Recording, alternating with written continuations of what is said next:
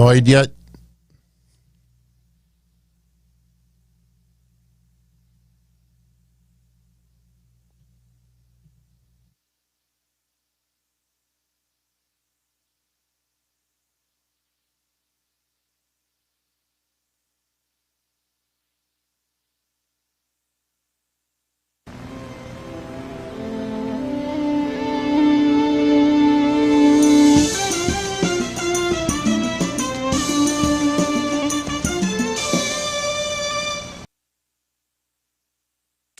Like every Monday night, you are checking out Breakfast Soup Raw.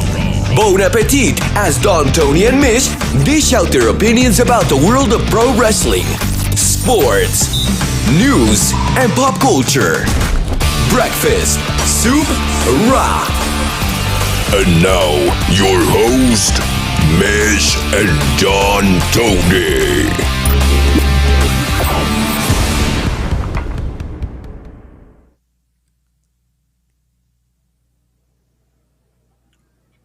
Did we get that awful shit again tonight with Ricochet and Sheamus? Yeah. Good evening, everybody. Good evening, co-host. It is Monday night, May 17th, 2021. This is Breakfast Soup Raw. You annoyed yet?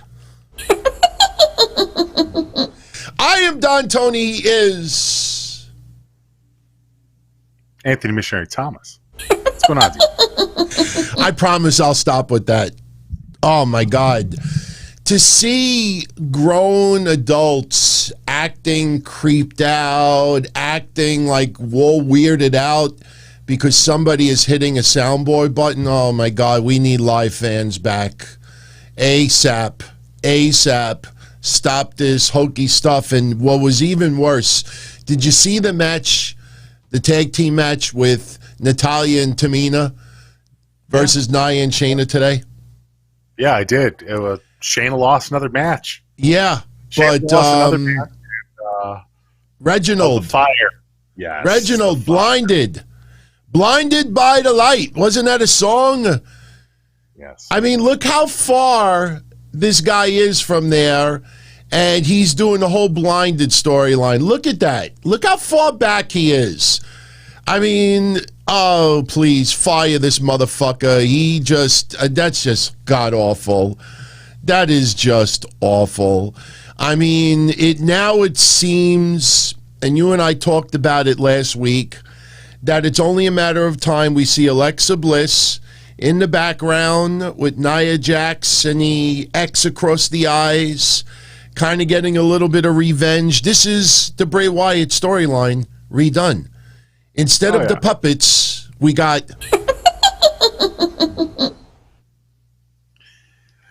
Yeah, I don't know why she's helping them either. I don't know. It's kind of like she was doing the Bliss Talk segment tonight, too. But she was doing the Bliss Talk segment as the crazy Alexa Bliss. And she's still using the Bray Wyatt music, too, which isn't really helping any matters. And where the fuck has Bray been lately? I want to know where Bray is, too. Like, he's just fallen off the face of the planet.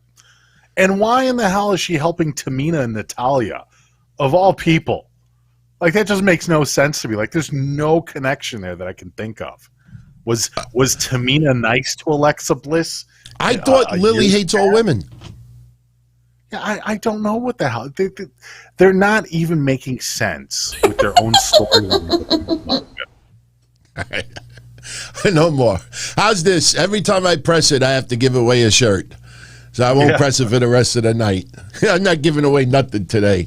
Giving away enough prizes. So I don't get it, man. I mean, that's just awful. I mean, playing the mind games like this, God. It just, I don't know. I mean, I do want to start off with something. Let's just clear up something. Because the bitter bitches are going to be on social media all over the main event tonight. Oh, after all of that hype of somebody taking on Bobby Lashley, we got Kofi Kingston.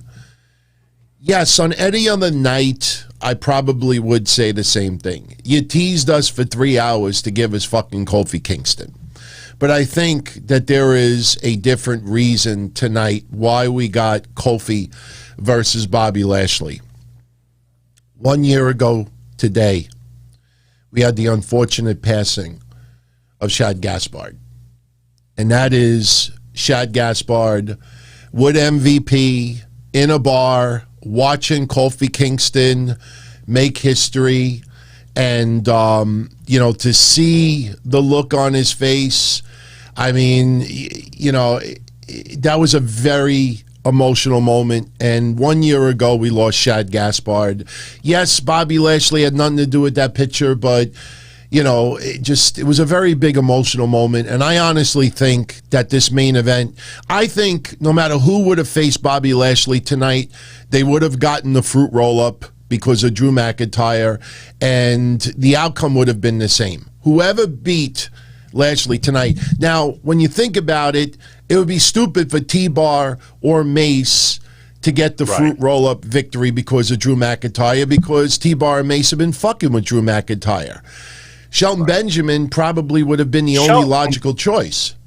Right. Shelton would have actually been a great choice because there was connections there via storyline as well as connections with SHAD and connections with Kofi and everybody else too. So I think Shelton would have kind of...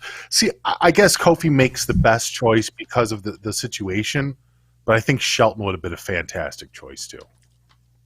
I thought it was stupid, though, when Cedric Alexander said to Shelton, remember when Shelton said that he'll accept the challenge to take on Lashley tonight, and all you heard was... Yeah. And he says, you finally stepped up to take on Bobby Lashley. Cedric, I don't know how bad your memory is. March 29th, 2021, not even 2 months ago, Cedric Alexander took on Bobby Lashley. And guess what? You could have gone off the air, especially with all of the frustration of the Hurt Business splitting up. Shelton Benjamin got choked out 6 weeks ago. Going off the air with Shelton Benjamin getting abrupt victory over Bobby Lashley would have done a few things. But, again, I let it go because there's no doubt in my mind that putting Kofi in this match, Kofi was close with Chad, as was MVP, obviously. I don't know how close Bobby Lashley was, but I think this is all intertwined. So, again, when you see the bitter bitches out there, you might want to show them a couple of these screenshots and let them think, before you complain about every little fart that goes on in wrestling, there might be another reason behind it. So, but how's everybody doing tonight? WWE forgot. I mean, let's not gloss over the fact that WWE first said that it was the first title that Tamina had won in 10 years, and then obviously tonight they said it was the very first title Tamina had won ever. Right. Forgetting about the 24/7 title, the what do you want to call it? The hardcore, not hardcore, championship belt that she did have for a moment there. Well, they're trying to rewrite history. They're trying to lift the wand. Silly. It's silly because it's like, I understand that that's a joke belt to begin with, but it matters to someone to make it, right? Like, doesn't it matter or no? It does matter. Do you think it matters? Okay. It's a title. It's a WWE championship. See, at the time, I don't think they ever thought they were going to put the tag belt on Tamina anytime soon. So it didn't matter who was getting the 24/7 championship. It was just try to be creative and funny and unexpected. So they put it on Tamina. Then Tamina started to get a little momentum. Started last year with Money in the Bank, I think, and it picked up since. And then when she got that nice reaction at WrestleMania, a little bit more than others, WWE's like, maybe we should put the tag belt on her. But we got to make it... Not even just that. There was a point where Tamina, there were vignettes. Now, maybe you remember this, maybe you don't, but there was a blip in the system for about half a minute where Tamina had new vignettes of her being sent to the crazy house. Oh, yeah. And they deleted it because they don't want to joke about mental health. But it was an attempt on WWE's part to give Tamina a different kind of gimmick. It was proving to a lot of fans of Tamina's that WWE cared enough to at least make these vignettes and try and design her a new character. So, but you see, they couldn't just, say it's a first tag team title win or women's championship. Right. They are now trying to make us forget she won the 24/7 title because her winning this championship, if you act like the 24/7 title never happened, then wasn't she also the first woman that won the 24/7 championship too? I don't know about that. Okay, I mean, there was a couple of women that won it. Candice Michelle won it. There's a few women that have won. Didn't Medusa win it? Oh, I don't know. By the way, before, though. Props to Medusa. This is why Impact Wrestling, you don't have people go on social media, TV, or whatever, and say, I'm the champion, and I will accept all challenges for all feds, like you did with Deonna Purrazzo. Because now Medusa stepped up, and Medusa really wants a match. And they're going to act like nothing. That's why you don't do things like that. That's why not many people do things like that. But that's for another day. Yesterday was WrestleMania Backlash. Very predictable pay-per-view. Overall, what'd you think of it? C. I gave it a C. There was some fun moments in there. There was some campiness that was really off the wall. The last-minute integration of Batista and Army of the Dead with everything Backlash just kind of threw me. And then the magical zombies that came out of nowhere with Johnny Drip Drip and The Miz. I don't know, man. And then the zombies all rush the ring when The Miz loses. My favorite zombie from last night, I named him Sean. Oh, Sean. No reason why. I just named him Sean. It was very weird. The women's match, actually both women's matches were a little bit of a letdown. I expected more out of them.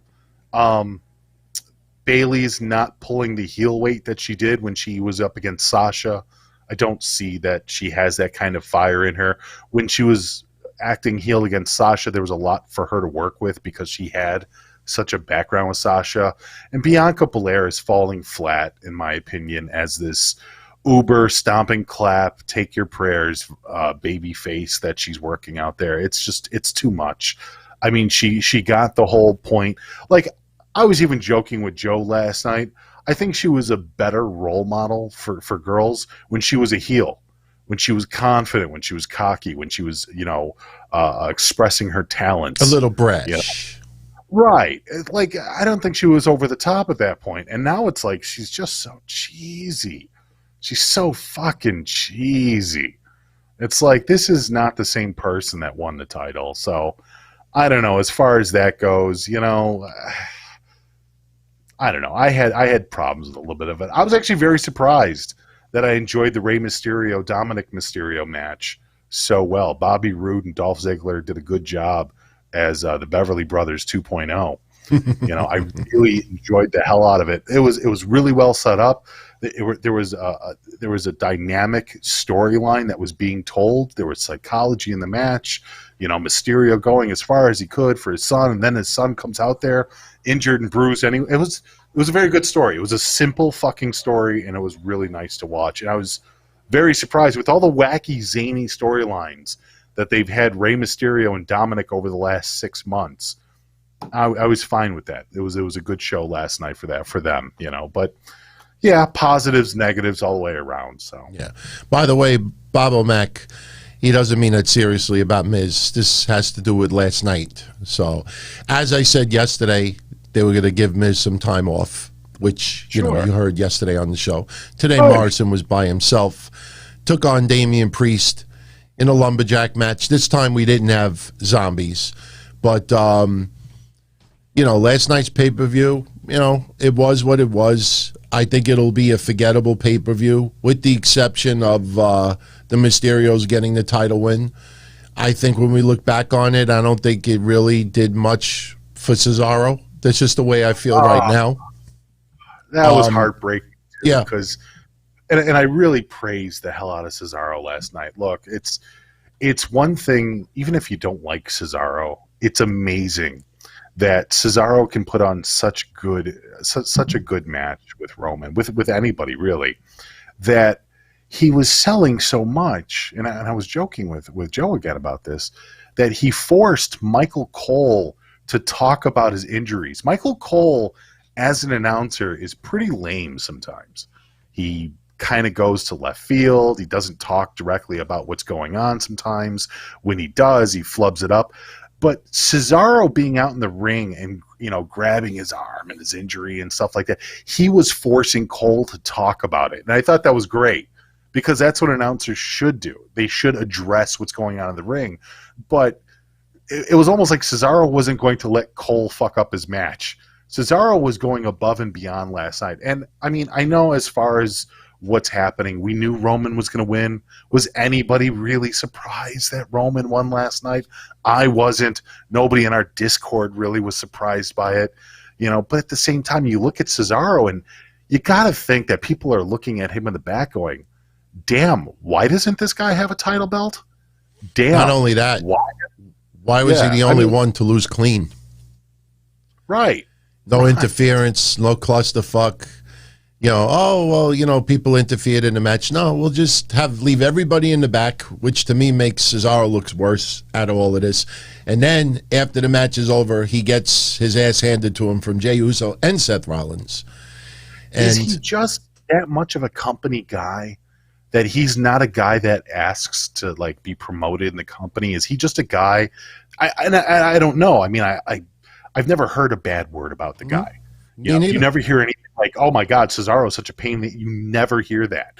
But is Cesaro such a company guy that he just does whatever they say as opposed to kind of asking to elevate his own career? Does he not want to be in the main event regularly? I don't know. Have you ever heard anything about that? I think he's content.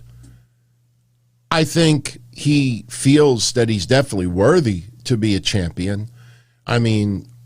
That's the reason why you want to go to WWE. You want to be the head of the table.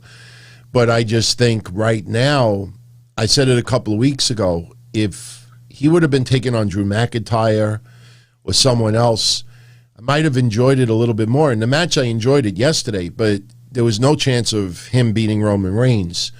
And then, out of all opponents, Jimmy Uso doesn't come out. Jey Uso doesn't come out. There's no cheating, no nothing. So you can't even, they did that with Kevin Owens. They did that with Daniel Bryan. They've done it with others. There's always Roman Reigns winning because of someone assisting. So yesterday, let's stick it to Cesaro even more, and we'll just have him lose completely clean. And yes, Friday, I wouldn't be surprised if Cesaro cuts a promo. I'm still here, and this and that. And I think still it may lead to Hell in a Cell, Seth Rollins versus Cesaro. But I just don't feel like Cesaro is remaining in the title picture. He could get another shot, but it doesn't feel it. How do you feel about that? Next month, usually we go to Money in the Bank, but next month we're going straight to Hell in a Cell. And Money in the Bank doesn't even have a date yet. Well, I said yesterday, I think, without trying to get too deep into it, I think Hell in a Cell for this year, because of COVID, I think Hell in a Cell is the WrestleMania. And what I mean by that is, usually WrestleMania is the culmination of storylines. And usually the Raw after WrestleMania is the beginning of shifts, going in different directions, starting new feuds. This year, it did not feel like there was any shift for the most part after WrestleMania. The Raw after WrestleMania was very uneventful. The SmackDown after WrestleMania was very uneventful. And now I feel like they're going to use Hell in a Cell to culminate some feuds. I think Lashley and Drew McIntyre are definitely going to be in a cell. I don't know if Braun is added to it as well. But I think Hell in a Cell, for this year and probably this year only, will be the focal point where some feuds come to an end. And I think Rollins and Cesaro might be one. I think Braun, Drew, and Lashley, or at least Lashley and Drew. That will culminate at Hell in a Cell.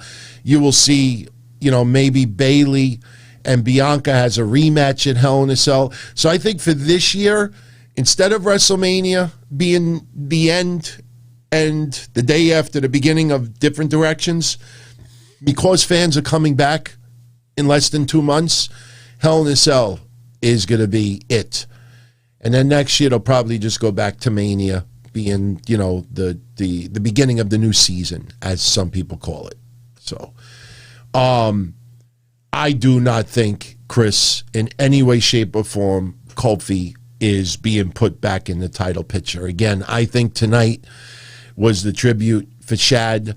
Whoever was going to face Bobby Lashley was going to win with the fruit roll-up. And Drew McIntyre was going to be the cause of that. And as we said earlier, it would have made no sense for T-Bar and Mace to get the win with Drew McIntyre's help. You go up and down the list. I mean, you could have had Damian Priest come out there, and that's something I really couldn't stand, Mish, earlier. It's an open challenge. You have on camera, people accepted it. So why didn't Adam Pearce accept any of these people? Why didn't he say yes to Damian Priest, Shelton Benjamin, T-Bar and Mace, even though that wouldn't have made sense? I mean, when you issue an open challenge, the theme music has to hit in order for it to be official? Like, you had multiple people throughout the night accept it. Right. That's the new way, it seems like. It seems like whoever's theme music hits first is the one that accepts the open challenge. It's not like back during the Attitude Era where you'd have 4 or 5 guys come out and be like, no, wait a minute. I accepted the fucking challenge. You got to wait in line. Because then that becomes an angle on its own. And then usually people will come out and say, hey, you know what? Now all 4 of you have to have a match tonight, and whoever wins that match will finish the open challenge later on tonight. And that's usually the way it's happened in the past when you have more than one challenger. But it seems like the shortcut now is just hit the entrance music, whoever's it might be, Yeah. And I kind of agree with you. I don't see, Kofi Kingston and Drew and Bobby Lashley in a match for the title. But I would say that it is nice to see that this open challenge might bring in new challengers besides Drew and Braun. I'm okay with Kofi at least having matches against Bobby Lashley. I'd like to see Shelton Benjamin and Bobby Lashley go at it because they've completely ignored the breakup of the Hurt Business since it happened. They really have. Cedric's lost his damn mind, and he's anti-Shelton Benjamin because the story that they're telling with Cedric Benjamin is that the whole reason that they were kicked out was because Shelton wasn't good enough. So it's like there's this whole feud that should be happening that WWE isn't really focusing on for some reason. They don't care. There's a lot of people that don't understand why the hell the Hurt Business broke up. I mean, it was just done 1 week, and then the next week they were gone, and it was right around WrestleMania. Yeah. So you had everything else to worry about. I think it was just handled a little poorly. And I think now that WWE has a little time to slow down, I think now is when you have Shelton Benjamin confront Bobby Lashley. Hell, you have Cedric Benjamin or Cedric Alexander confront Bobby Lashley at the same time. And then you do have other people. You do have T-Bar. You do have Mace. There's 2 more guys that should at least be in the regular rotation against Bobby Lashley right now. Right? I don't want to see more Drew. I'm sorry. I know there's a lot of Drew McIntyre fans out there. I'm just tired. I'm tired of Drew. Drew's been around for a long minute. Let's rotate this up. I'm not saying that Drew shouldn't have another chance at the title, but let's try T-Bar and Mace. Let's try Shelton. Let's try Cedric. Let's try Kofi. Let's go down a different list for a little while. Hell in a Cell is usually the pinnacle of some feuds. So I think we're going to have to endure at least another month or so for Bobby Lashley and Drew McIntyre. That's not going away anytime soon, especially the way they opened up with Raw tonight, with Bobby Lashley. And for some reason, MVP brings in a whole bunch of women for Bobby Lashley. I thought that segment was so stupid for one reason and one reason only. MVP brought in some WAP. Yeah, look, I have no complaint against the women themselves, but when Drew McIntyre hit the ring and punched Bobby Lashley once, Bobby Lashley left the ring, took off his shirt, and was all pissed off. and these women were screaming like there were shootings in the building. They wouldn't shut the fuck up. They were literally on the opposite side of the ring, like bending down and crouching over and climbing out of the ring, taking their time. Everybody is waiting for each other. And meanwhile, while they're getting out of the ring, like, ah, ah, ah. I don't want to say the obvious. Shut up. Shut I don't up. want to say That was more appealing than that. They're screaming like there's a shooting in the building. Shut up. I could see if Lashley was getting his ass kicked in the ring and they're all leaving and they're all freaking out. They don't know what to do and the camera's on them, but they're literally taking their time walking out of the ring. Lashley's on the rampway and they're all screaming at the top of their lungs. I think the reason why the camera wasn't on them is I think some of them were laughing when they were doing it. I think they were laughing their ass off. I thought it was such a dumb segment, man. You didn't need that. Really? Yeah, it was fine, dude. Girls freaking out like there's a shooting at the club. I'm sure. Look, I'm not going to say anything. I'm sure a couple of those girls might have seen a shooting at the club. That's all I'm going to say, DT. I'm just going to say it. Look, them freaking out, that's what they're supposed to do. Why in the fuck would a bunch of women that are not professional fighters want to be in the ring with two guys that are going at it, two behemoth guys that are going at it? So, yeah, them overreacting and screaming and stuff like that, that's fine, dude. That's what they're supposed to do. What did you want them to do, stand and fight? Did you want them to try and take off It's just too over the top, man. What do you want them to do, take off their high heels and just start beating Drew McIntyre with it? Yeah, it was a little too over the top for me. So, Crazy Cruiserweight, thank you very much, my friend. Main event results tonight. Lana and Naomi, they defeat Dana Brooke and Mandy Rose. And Mansoor over, I told you, beginning of the end of Cedric Alexander, his whatever that pinnacle was with the Hurt Business, that's it. He eats the pin over Mansoor. So it is what it is. You know, didn't we have a segment tonight where Adam Pearce and Sonya Deville were going to determine the new number one contenders or the new team to get a shot for Natty and Tamina?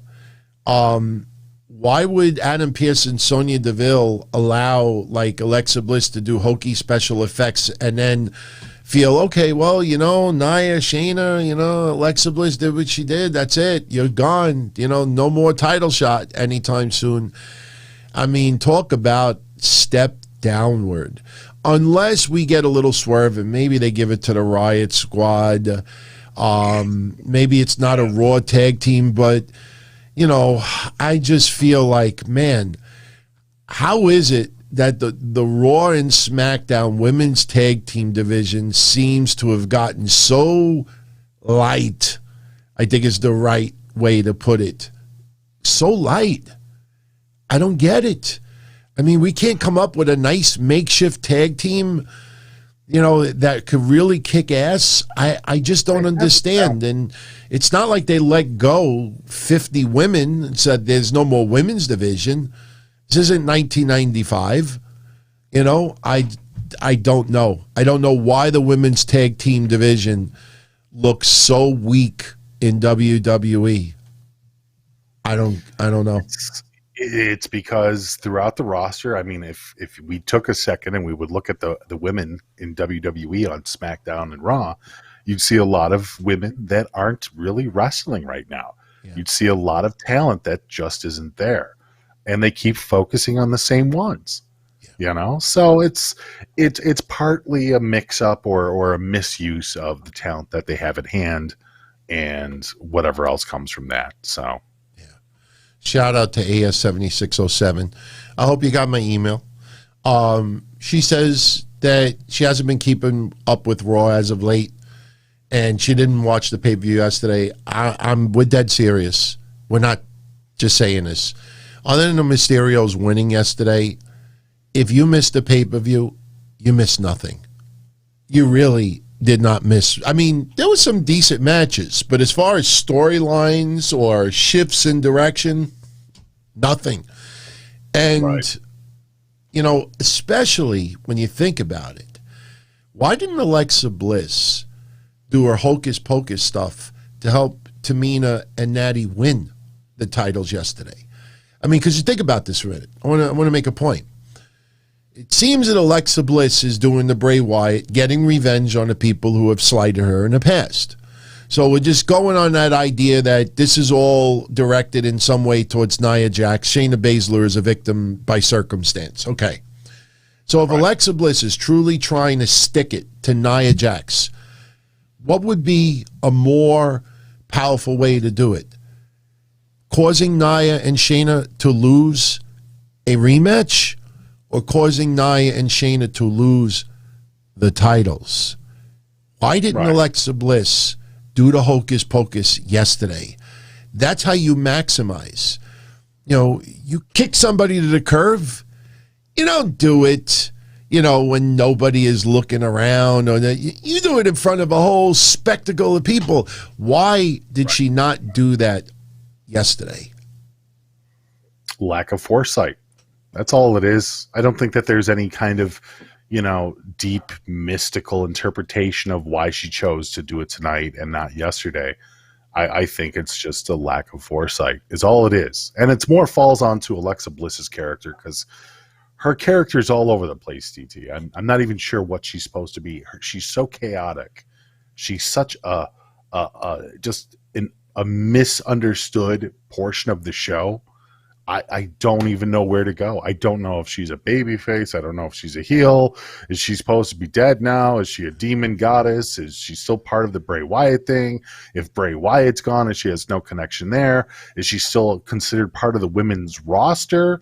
Is she an interview host now? Because that's what she's been doing forever. Like, it's difficult even segueing into anything that involves Bliss. Don't get me wrong. The campiness is fine. The goofiness is fine. When it involves Bray Wyatt, it's perfectly fine. That's what she's good at. But when she's trying to go out there, I mean, I thought it was funny tonight when she had Natalya and Tamina there. And Tamina's like, I don't even want to be here. Can we go? Yeah. Can we go? This shit's stupid. Why didn't Lily tell Alexa Bliss? Why didn't Lily tell Alexa Bliss? This fucking bitch over here. Yeah, look how she's talking to you. She's acting, she's insulting your segment on national TV. Fuck her up. Cause them to lose the titles again. Why does Lily not give a shit about that? I'm talking storyline. See how stupid it sounds? Make sense. Oh, it does. It does. And Tamina made perfect sense. Tamina reacted to Alexa Bliss the way that people should react to Alexa Bliss. Like, what the fuck is wrong with you? You're sitting here talking to me with your stupid doll. I'm going to go. And Natalya's over here like, no, wait. And I'm like, why, Natalya? Why in the fuck does she have to wait? Leave. Go have your match. But it's like they're pushing this narrative that I don't even know if they know where it's going to go. Yeah. It seems like they're just going on the fly, man. Because what's the end game here? Alexa Bliss is going to get into a tag match with somebody? Nobody Right. Nobody should talk to Lily like that. Yeah. No one should talk about Lily like that. Tamina says what she says, and it's okay. And then Lily and Alexa Bliss helped them win? Mm-hmm. Stupid, man. Fucking stupid. Yeah, I agree. Cruiserweight. Miss, just last week you said WWE should do recaps and should be after WrestleMania Backlash, and that WWE should also use the video footage of the match as well. Someone in WWE might have been listening to us for insight last week, yes, because of last night after the pay-per-view. They did that. They did that tonight, and they did it the smart way. So they kind of gave you the best of both worlds. So what they did was, in the little promo packages that were highlighting what happened at WWE Backlash, WrestleMania Backlash, sorry, they were doing the video package where it would show everything, but the actual impact of the moves was frozen, freeze frame. Yeah. And I'm like, okay, that's pretty fucking slick. So whoever came up with that idea, that's like the best of both worlds. It doesn't make you feel like, oh God, I'm just watching like pictures off of internet. That's the problem, is when they just throw up the pictures by themselves, it looks like a picture that you can just see on your Twitter. Right. Or something you can just see on the website. But when they put the motion in there, when they show like part of the actual lead up, and then they do the freeze frame to the actual move itself, it's like, okay, that looks like a production piece. It looks nice. I got to give him credit. It was okay. It was fine. I liked it. It was very reminiscent, especially of Attitude Era, where they would show the still shots and you would hear the audio in the background and hear Jim Ross cutting, the play-by-play. Well, they did that with Michael Cole more than a few times too, but I like the actual physical motion. You want to see how it goes. That's the one thing I will say. When it comes to WWE production and the matches, like some of the fun stuff that they do with, like even last night at WrestleMania Backlash, when they do the instant replays, some of those instant replays are fun to watch because what they do is they slow down the moment. Like when Roman Reigns, connected with Cesaro with the Superman punch off the ropes, it looked really good on the instant replay because what they did was they slowed down the punch. And then as soon as it got to the point, they fucking fast forwarded it. Yeah. And it just has this little kick to it. Because as far as wrestling goes, we don't want to see the wrestlers miss the punch. We don't want to see that. We don't want to see them slap the thigh. We don't want to see that. So the best way that they do it is they slow it down almost to like a matrix effect. And then from there, they speed it right up. And it feels like this really neat little instant replay production piece. And it's very well done. And I know all they're doing is they're just speeding up the knob in the back. That's all they're doing from the truck. Right. But whoever's doing it is so proficient with it that they make it look really good. Yeah. And it's little tricks like that WWE does that makes things look so much more professional. Yeah. Thank you, Cruiserweight, for the super chat. Brandon Jones. What's up? He wants to know, how you doing? What's up, Brandon? Much love, dude. Thanks for fucking the $5. Yeah. Appreciate it, sir. Yeah. Thank you. So, much love, Brandon. Much love. Hope you're doing well. Yeah, hope you're a good one. Brandon will be building on that. Yeah. He'll be building on that comment in a minute. We'll go down the list. Also, he's sick and tired of Drew going after the championship. I think we totally only have to endure to Hell in a Cell. I mean, he's had it for so long. He's been going back and forth with it for so long. Look, I understand that Drew is a guy that's going to be revolving around the main event for a while, but there's no reason that you can't change it up. And I think that that's the biggest problem with Drew is he's suffering from Seth Rollins, Roman Reigns, John Cena disease, where it's like once you put somebody in the orbit of the championship, they just don't seem to leave. Drew McIntyre needs a break. Somebody else needs to go in there and fight Bobby. Bobby's a newer champion. It's time to go with somebody different. Once again, like I said before, DT, it's not like you can't go back to Drew. But why does it have to be month after month after month after month after month after month? It's like, all right. If you seem you're doing it, you're ruining this guy's career. Because you're going to get people so fucking sick of Drew McIntyre that when he does come back and he does get into the title hunt and people want to believe that he can become champion again, no one's going to care because you've already beaten this dead horse to death. You know? Yeah. I mean, they've been feuding with each other. It's got to be close to 3 months now. It's got to be about 3 months. Yeah, but how long has he been involved? How long has he had the title? Plus, how long has he been in the title hunt? You know what I mean? Like it's true. It's what, 16 months, 17 months? I'm tired. Man, I was hoping Keith Lee was coming back tonight. I was holding out hope that Keith Lee was going to be the surprise. But then, when I started thinking about the anniversary, SHAD's passing, I said, okay, I kind of see why they're going with this. So, but I think I'll tolerate it to Hell in a Cell. Especially if Braun is kept in the mix as well. But after Hell in a Cell, it's time to move on. And I segue to this with Chris Silver. I don't think anybody out there wants to see Drew and Bobby Lashley go all the way into SummerSlam. I mean, what it feels like right now, that and I brought this up yesterday. I think that's another reason why they moved up Hell in a Cell. Because they could culminate some. This is how I look at it, for real. I think WWE had every intention to ending some of the feuds that they were doing at WrestleMania. And now, because July is really the month where they're going to start having live fans in attendance, they put it on hold and said, you know what? We're not going to go in different directions just yet. Let's do it until June. And then once we get through June, we could start pushing some new direction, and then it could culminate in July with live fans in attendance. That's what it feels like. And I think Hell in a Cell might be the best scenario, because if you don't, put it this way, you're not, I don't know how Thunderdome is going to look inside the cells, but not every match that night is inside a cell. So for the regular matches, Thunderdome will look fine.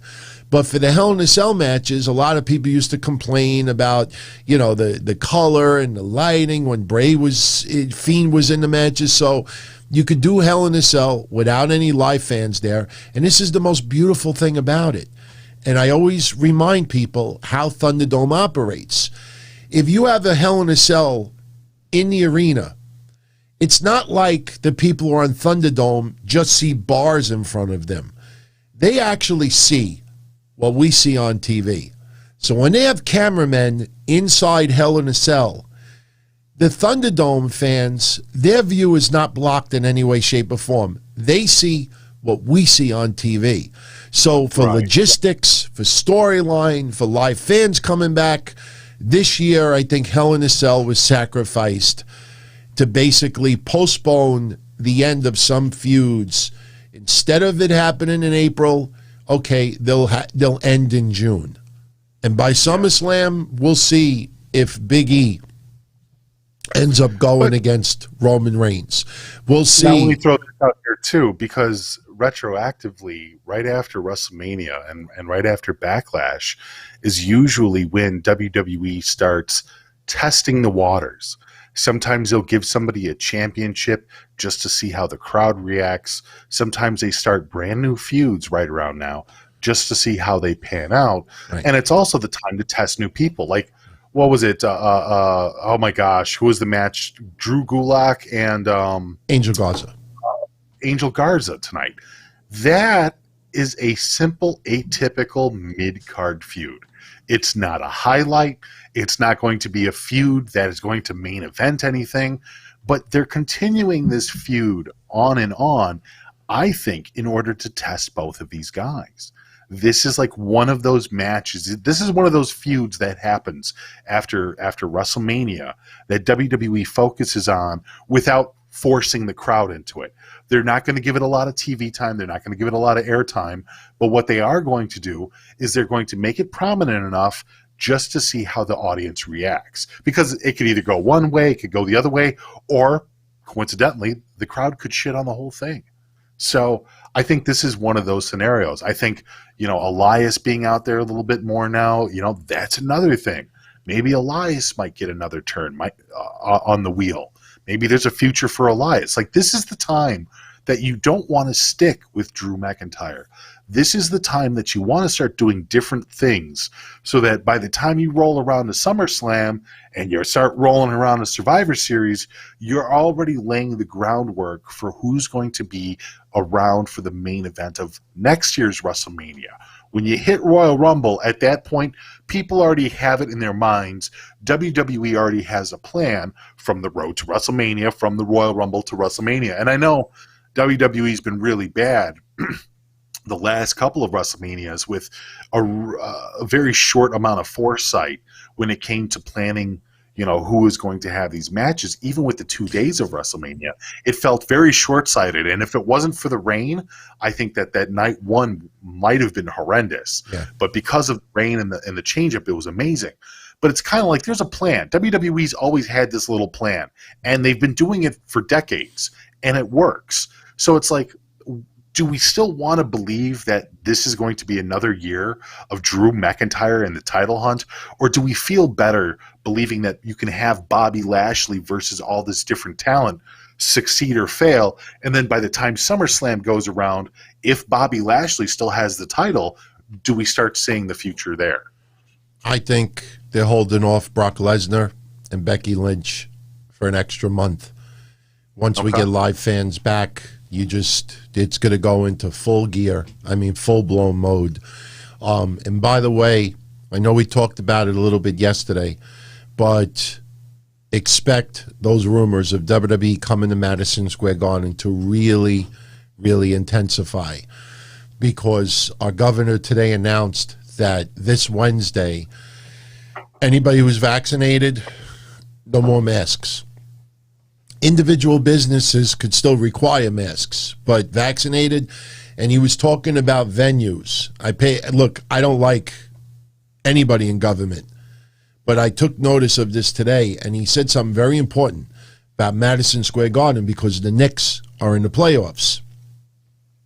He said he's fine if the Garden is 100% capacity. The Garden is privately owned. The Garden could require everybody in the arena to be vaccinated. And if you want to fill your building with just vaccinated people, you could go 100%. Now, do I think WWE is going to go that route? No, I think there would be a lot of, pun intended, backlash as a result. And what they could do is they can have one side of the arena, vaccinated people, or 2 or 3 sides of the arena, and then have one section sectioned off for non-vaccinated people that have to wear a mask. It's going to look a little ridiculous to see half the building without a mask and half the building with. So I don't know how the logistics will be with that. WWE may just turn around and require everyone to wear masks. If they want to do that, they can do that.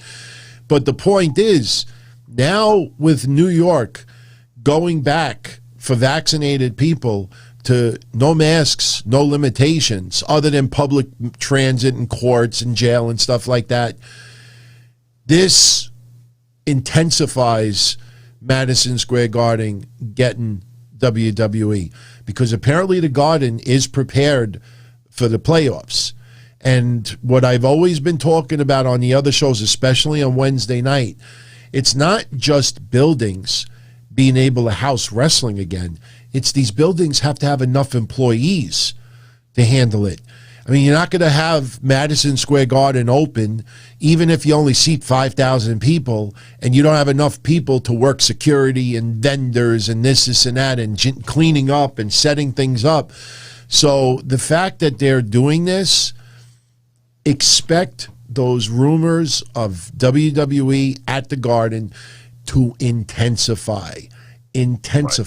It's going to happen. It's going to happen. Are you looking forward to it? Huh? I know I am. Are you looking forward to July? Are you looking forward to venues being opened back up? Yeah. Are you a little concerned about it? I mean, what's your thoughts there? No, not concerned at all. I've been vaccinated since February, and you and I had a nice little debate discussion on Patreon last week. It was just last week when you and I were talking about, what's the percentage of people who are fully vaccinated that not only get the virus, but can spread it.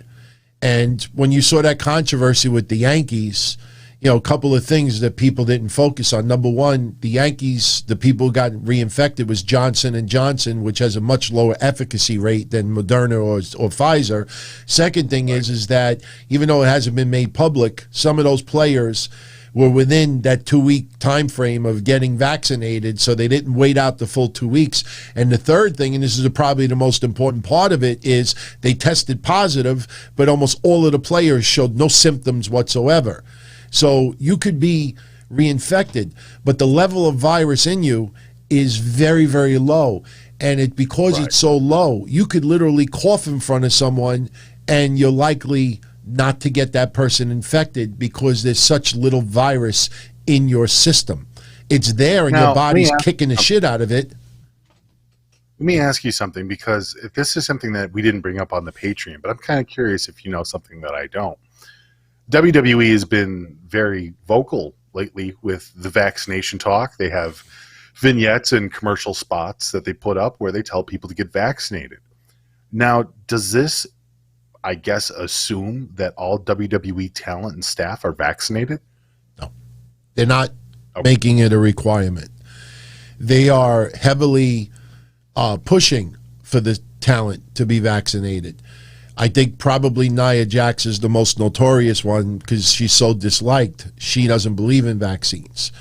there are some people in WWE that do not believe in vaccines, do not trust it yet, do not feel comfortable yet, and they want to wait for FDA to approve it as, regular vaccine. So the answer is no. Not everybody in WWE is vaccinated, and they're not making it a job requirement. They're not making it a requirement. And honestly, I don't even know if you could force anybody to be vaccinated, because they're technically independent contractors. Sure, you could turn around and say, well, if you're not vaccinated, you can't work the show. I don't think WWE is going to be that stringent about it. But don't you think that it's almost safer for them to get the vaccinations? Oh, absolutely. I live in a free country. I don't think anybody should be forced to be vaccinated. But when you're put in a situation where you're greeting and meeting, and soon to be greeting and meeting thousands of people a day again, it just seems like it would be very irresponsible not to be vaccinated and be a WWE entertainer at the same time. I don't know. No, I agree with you. But, I mean, there's going to be meet and greets. I mean, we're talking about them having open buildings again, and we're going to be filling up the venues again.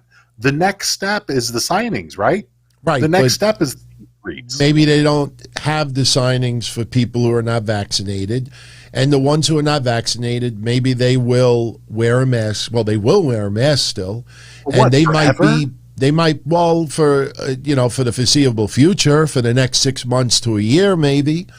I mean, it's really up to the individual person. Look, I'm fully vaccinated. Right. I still wear a mask because I just don't want to deal with people around me freaking out. Because people, right, but there's a lot of people that aren't used to being without mask again.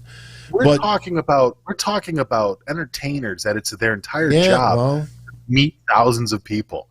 You know what I mean? There's a big difference between you, who deals with customers on a personal basis, and you deal with a random few hundred customers a week or whatever else like that. We're talking about people that are literally going to be in the limelight everywhere they go. I wouldn't be surprised.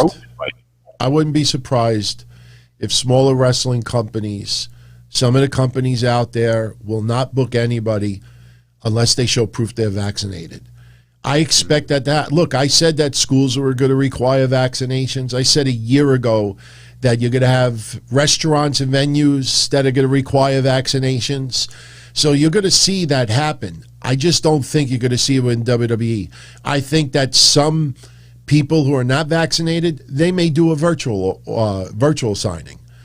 The ones who are fully vaccinated, they may be more inclined to have them have a regular meet and greet with certain wrestlers.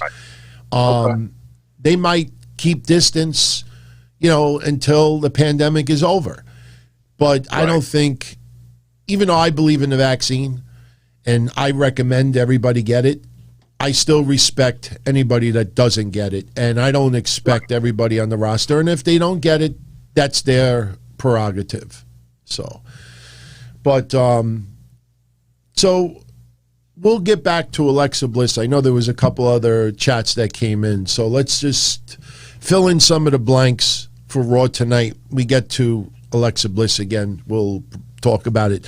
By the way, for my YouTube channel members, I did a members-only Q&A earlier today, video.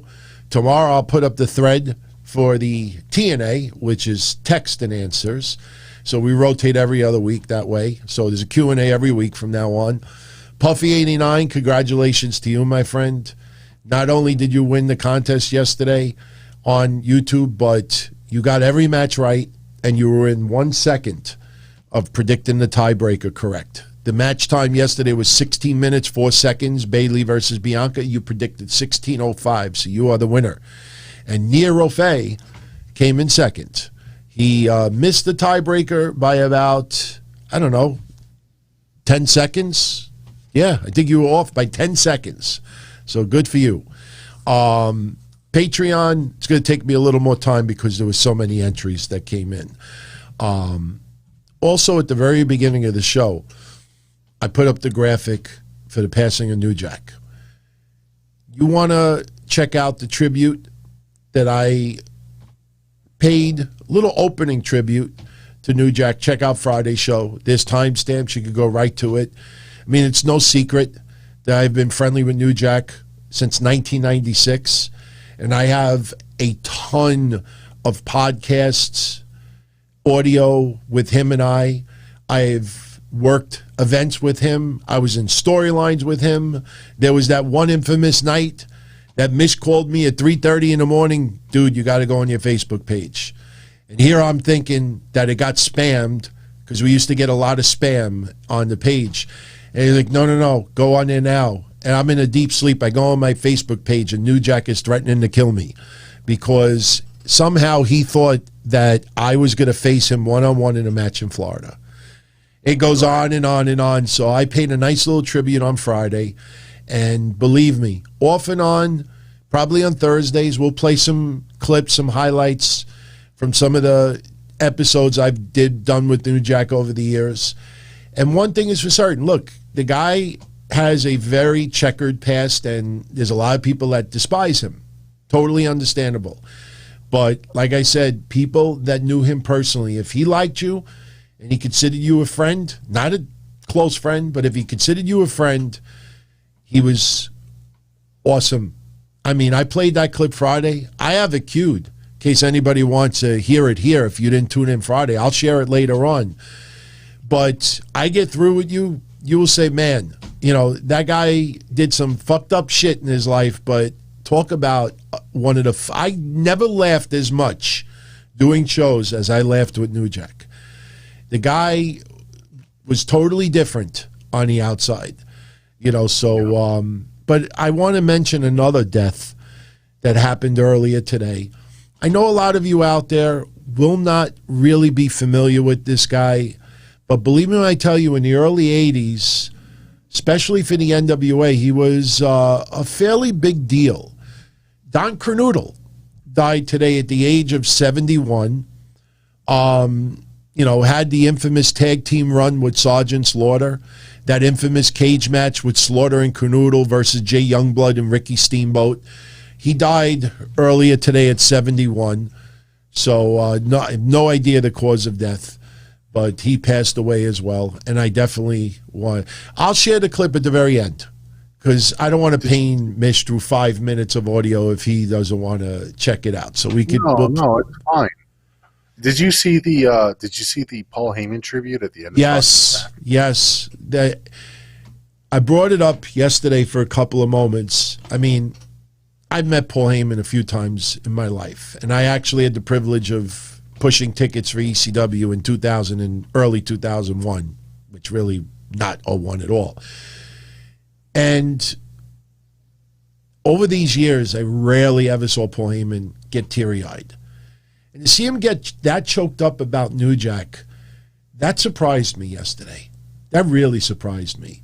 Because there's so many years removed from ECW.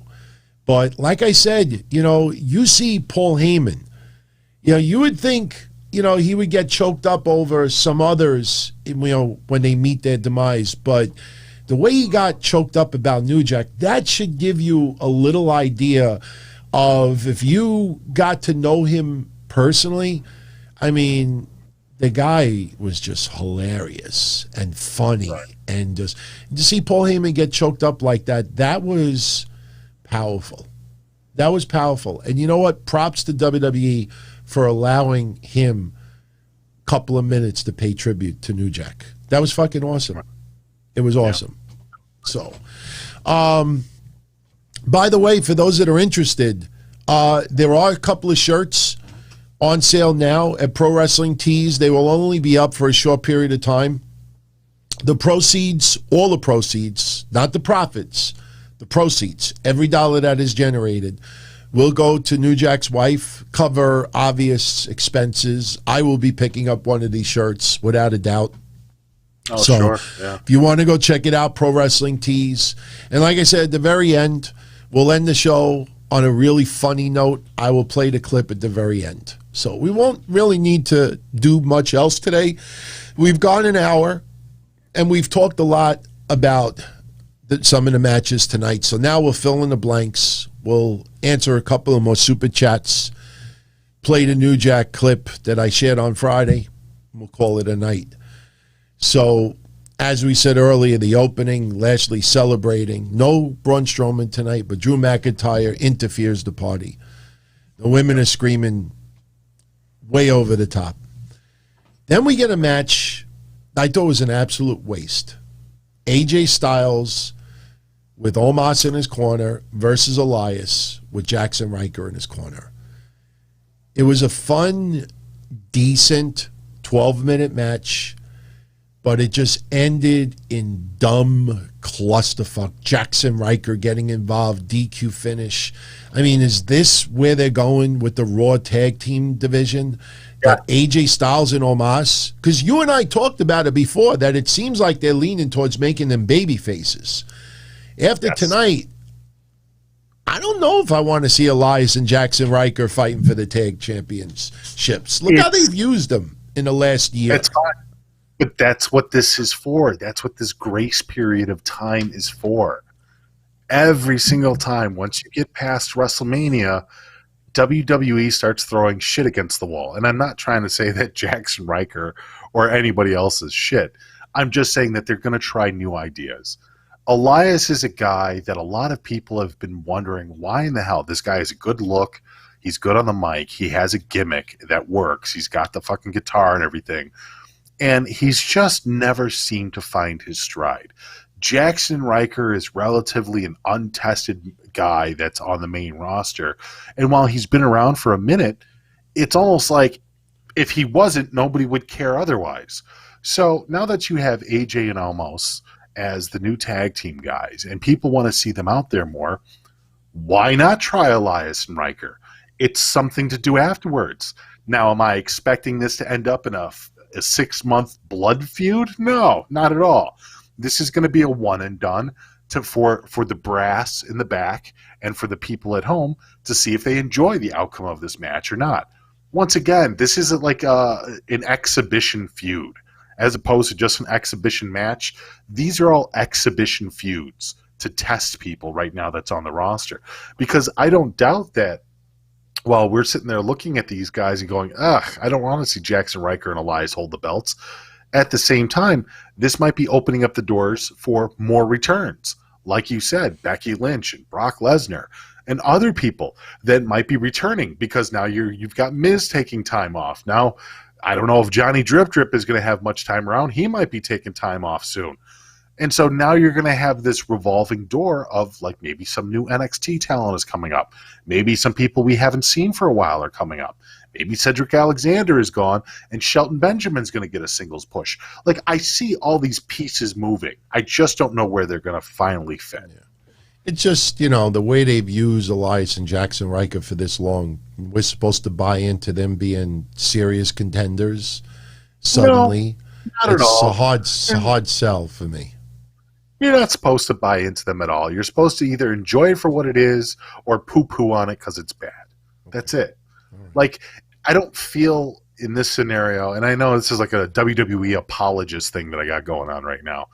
I don't feel that the time after WrestleMania is when we should really put the screws in. I don't ever feel like after WrestleMania that the matches and the feuds that they have mean all that much.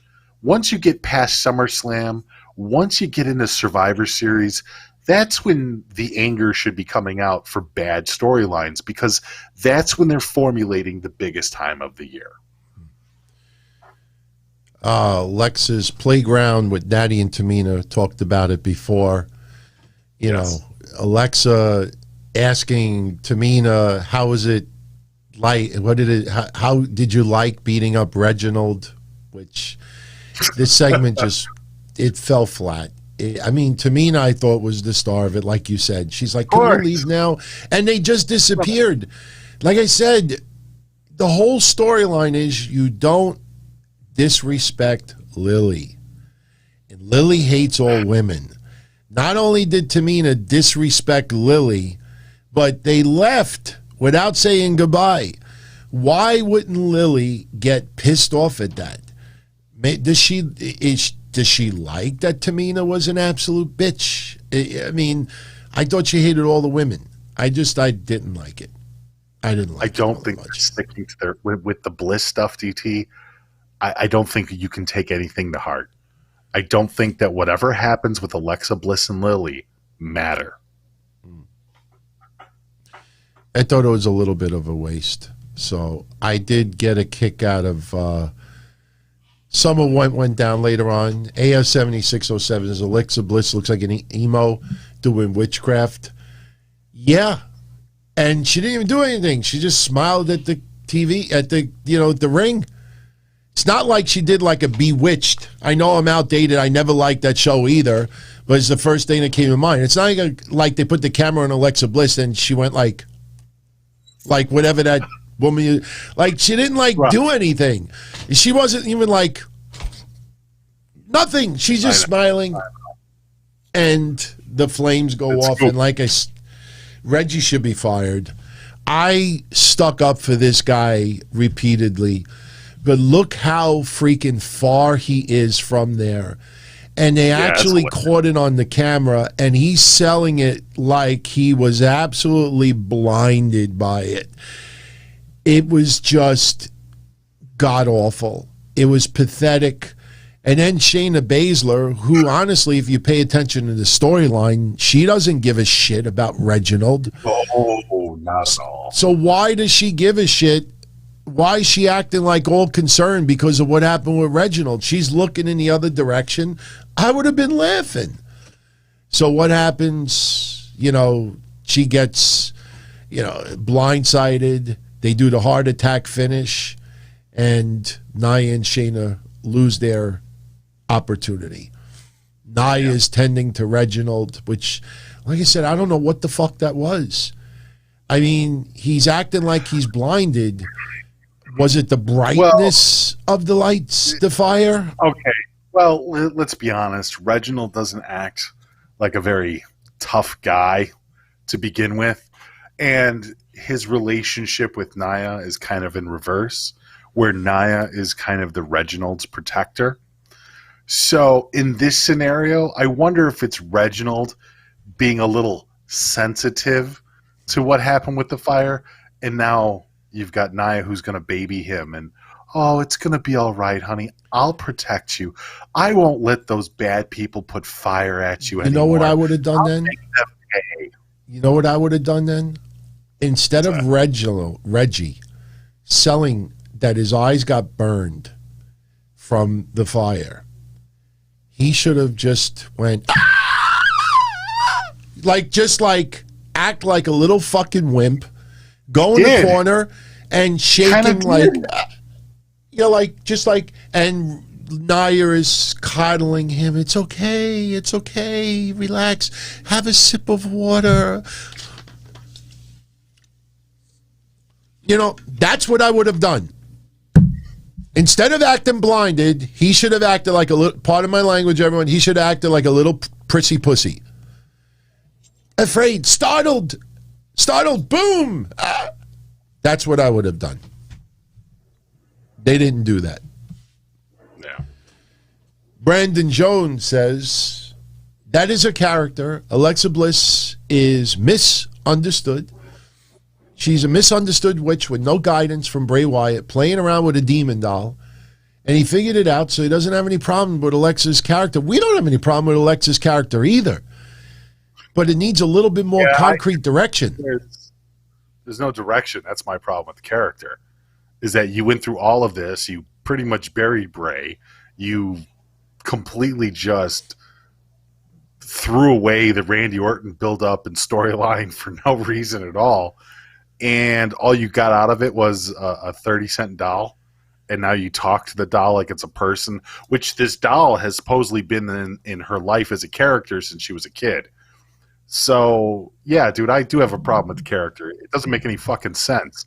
And now they're rewriting their own rules. Like you just said, doesn't Lily hate all women? Oh, well, but not tonight. Yeah. She hates all women, but not on Monday nights. On Monday nights, she's cool with all women. They're constantly rewriting this character. And while the campiness is fine, keep it campy, it just, as far as her character goes, it doesn't make any sense. Because you want to have her in these goofy storylines, but then you want us to try and believe that she's a legitimate competitor for the title, too. She's a legitimate wrestler for the ring, too. You can't have both. Right. You can't do her in both ways. She's not the Undertaker. She's not Kane. She's not even Bray Wyatt. You know what I mean? You know, I just thought about it. I'm saying this nicely. She needs to seriously fuck up Reginald. Like, seriously, like Nia Jax has to like be in the back and Reginald is like tied upside down, like almost like a bad cartoon where there's like a big like flame underneath him or something, and like it looks like he's being cooked for dinner or something like that. Like it's got to look like bad cartoons that Nia Jax keeps coming for the. Alexa Bliss has got to fuck up Reginald. She's got to play mind games on Nia. You know, you could have Nia in catering and she's about to eat into like this giant thing of sushi and she opens it up and it's like a horse's head or something like that. We got to Alexa Bliss has to kill Reggie. Wait a minute. I want to focus on this for a moment because the way there's a giant piece of sushi and the sushi opens up into a horse's head. You know, I could picture her like I'm going to go eat my sushi. She's in catering. She sits down and she looks down. And honestly, like the piece of fish, they could do some goofy like thing. And then you'd see the fish like smile and go. Oh my God, I could see that. Alexa Bliss has to kill Reginald. WWE, if you're listening, put Velveteen Dream with Eva. I'm getting sick. Is this Emmeline all over again? Are we going to get like 9 weeks of Eva promos, the same shit over and over again? I love it. I already love it because just like you, there's a lot of people out there getting really irritated with Evolution. I'm really digging it. I hope that next week they do 3 different vignettes for the evening, talking about what a role model she is and how difficult it is to have the perfect picture shot, and all she's doing is just wearing pants and flexing her ass muscles. Oh, she's got to have like an avocado and say like, you know, that you can't. It's so hard to find the perfect avocado. Like you got to make her like prissy. You got to make her like a redheaded Nikki Bella. Dude, people are already into it. Like for whatever reason, whoever's writing her character knows how to use her character because people are already pissed at her. It's only been 3 weeks and people are already pissed, DT. They can't stand her. And once again, this girl hasn't even fucking debuted yet. It's literally a repeat of the first time around. It's just vignettes. And then she's going to have this moment where it's like, okay, on June 21st, she's going to debut, and she's going to come down to the ring, and she's going to wave, and she's going to leave. She's going to pull a Jared. Dude, I'm already digging it because I know where this character is going, and I'm all for it. Fuck with the fans. By the way, a few people asked if I was having SodaStream. No, I didn't go with SodaStream. I went with ARK. AARKE. Believe it or not, it's a soda maker, just like SodaStream. It looks like a SodaStream bottle, but it makes a lot more bubbles than SodaStream. That's why I bought it. So you go on Amazon, it's ARK, AARKE. So yeah, that's what it is. It's club soda, but I make my own now. The other stuff's too expensive. So yes, it's Emelina 2.0. So Brandon, let's see where this goes, but I think we will see Bray Wyatt. And thank you again for the super chat, dude. Really appreciate the support tonight. Yeah. Thank you very much, Brandon. Yeah. I mean, so everybody knows, you know, when I split everything with Mish at the end of the month, you know, obviously YouTube takes a third, which sucks. Right. But once we take the third and divide it, you know, it all works out in the end. But thank you, Brandon, for that. It was very kind of you. Very kind of you. Thank you. Crazy Cruiserweight says, all these big men in WWE currently on the main roster really makes him want to see AOP back in the WWE. Yeah. Fuck happened with them? You know what? I've been talking about AOP on and off. I know they're not around. And it's sad, too, because, yeah, they would fit. Right now, it's perfect time. WWE, crazy, you're right. They're focusing on big men more than ever. And you would think a brand new tag team of two big dudes would have worked perfectly. It's just sad that Paul Ellering could no longer be their manager, and they lost Rachel. So Rachel couldn't be their manager either, which would have made perfect sense for what it was. And we sure didn't want Drake Maverick being their manager with the pee in the pants and all that other shit. So, I mean, I guess I'm glad that they're not being subjected to that. And they weren't a strong enough tag team to be by themselves. I could see them in Impact. I think they'd be pretty damn good in Impact. Well, if they go there, then get Rachel to be their manager. You know, I'm just saying. It's not a bad idea. By the way, I explained it to everybody on Friday. Now you're seeing exactly what I'm talking about. Showbuzz Daily. Their website is still down. And really? Yeah. A lot of people realize now that all these podcasts that claim they had all these connections with ratings, all they did was go on Showbuzz Daily's website. As did I. I admit it. I used to have a big account with Nielsen, and I let it close back in like 2006 or 7. Should have never closed it because I had a lot of access to a lot of specific numbers. But Showbuzz Daily, and I explained it on Friday for those that know about this site. This site's been down. What happened was they use WordPress.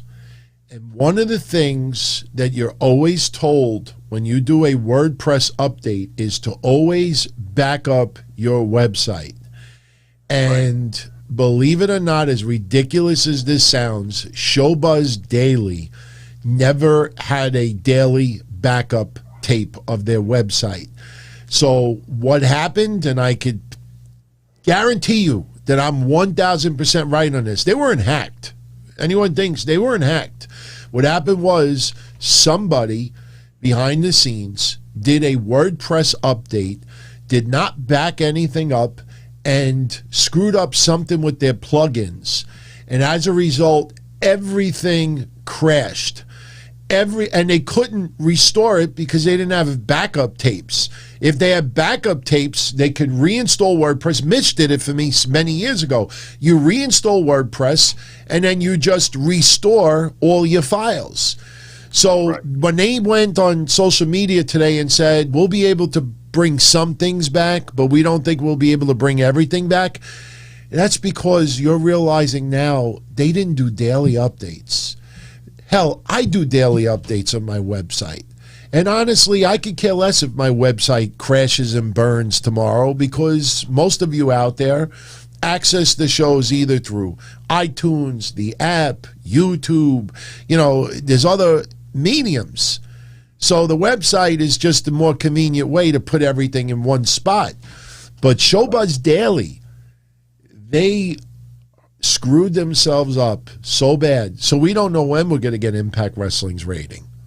So just figured I'd share that because a lot of people were wondering what's going on with that site. But, I personally think AOP would be a great fit in Impact Wrestling. I don't see it in AEW. The way they're utilizing their roster, I don't see that at all. WWE, they might get lost in a shuffle, but AOP is too good to not be featured in a pretty big promotion right now, in my opinion. So, Angel Garza beating Drew. What? Maybe change their names. Akam and Razor. No, they have to change their names because WWE owns that.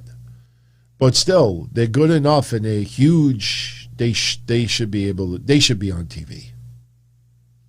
So, Angel Garza beating Drew Gulak 2 minutes. No rose in the ass this time. Now it's the rose in the mouth. Where this is leading, I have no idea. Akira Tozawa wins the 24/7 championship.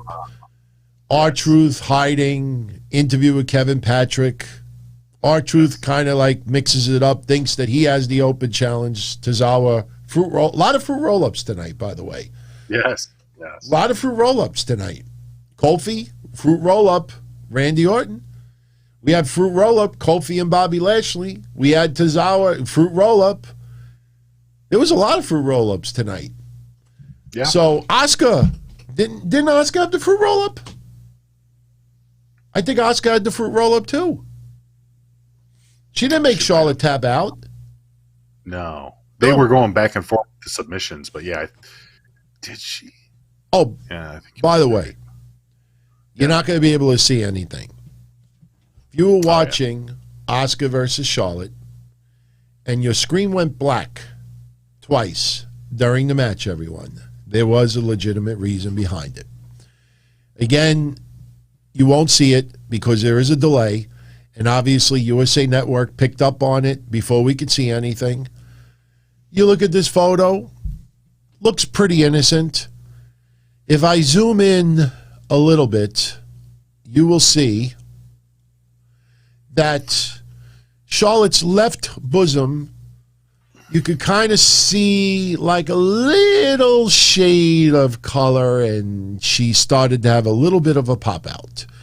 So USA Network, again, you don't see anything, but USA Network darkened the screen just as a safe precaution. So just figured I'd say it.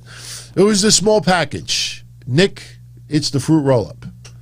Small package, the roll-up, anything like that, is we call it the fruit roll-up. And that's what we got tonight.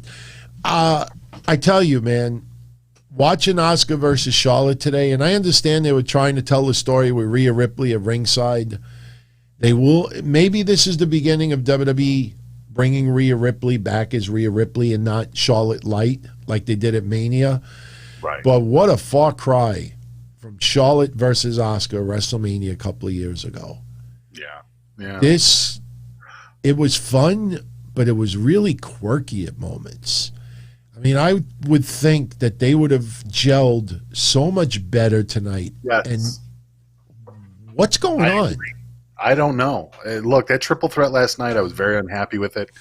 All three girls were very sloppy in the ring. You go back and watch that. There was a lot of missed shots. There was a lot of, foreshadowing of moves last night. It was very, very bad. And, tonight, like there was a lot of people saying, oh, well, maybe it's Rhea. Maybe it's Rhea. It could be Rhea. But then you look at tonight, and man, Asuka and Charlotte were falling all over each other tonight. Yeah. I don't know what's going on. I don't know what's happening there, but there is some serious miscommunicate. Maybe Charlotte needs to kick off a little ring rust. I don't know if that's it. Maybe Asuka's tired.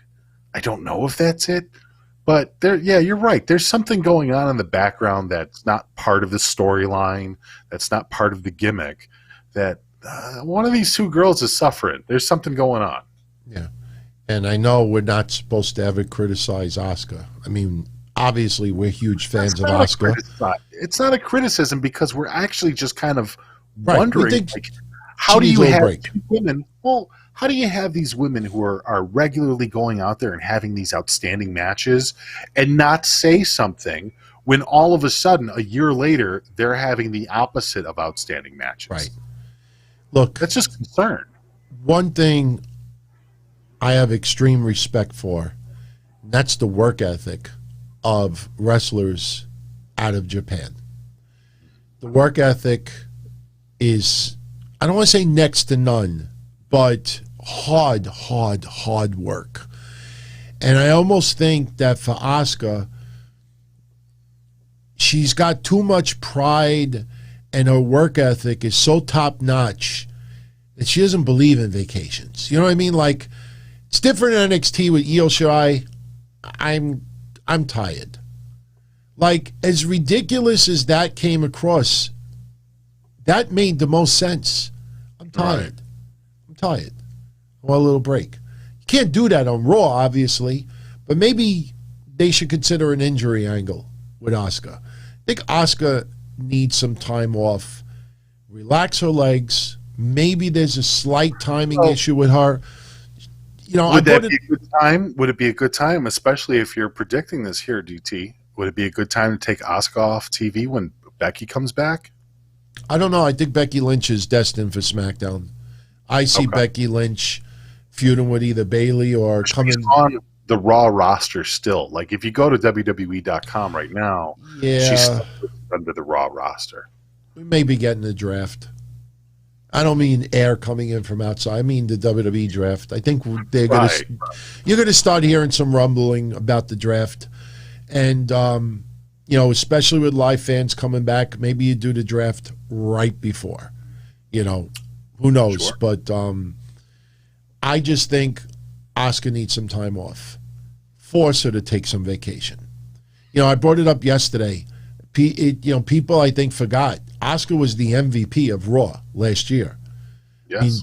I mean, especially when Kairi Sane was still around, she was the person on Raw that everybody said she was the MVP.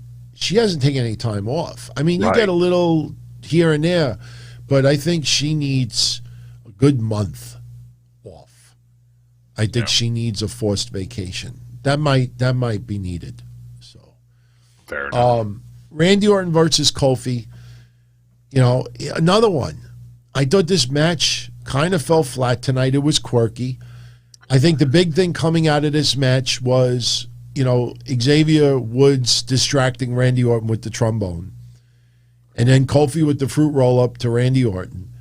But then Riddle getting a little bit pissed off at the New Day. So interesting. I mean, early on, Riddle in the back trying to smooth things over with New Day and Randy Orton. And it was a little goofy, you know. But Riddle shoving down Xavier Woods. Right. Didn't expect that at all. Didn't expect Matt Riddle to take Randy Orton's back like that. I was, and you know what? Points to Randy Orton. I know we're not really talking about the Gaga of the match, but there was a point right when the match was over that I wasn't sure if Randy Orton was going to fucking RKO Matt Riddle or if he was going to RKO Kofi or if he was just going to RKO everyone and leave. But it was like, it was funny because you saw all the emotions in Randy's face. Because this is, once again, I'll always praise where Randy Orton tries. He does a good job.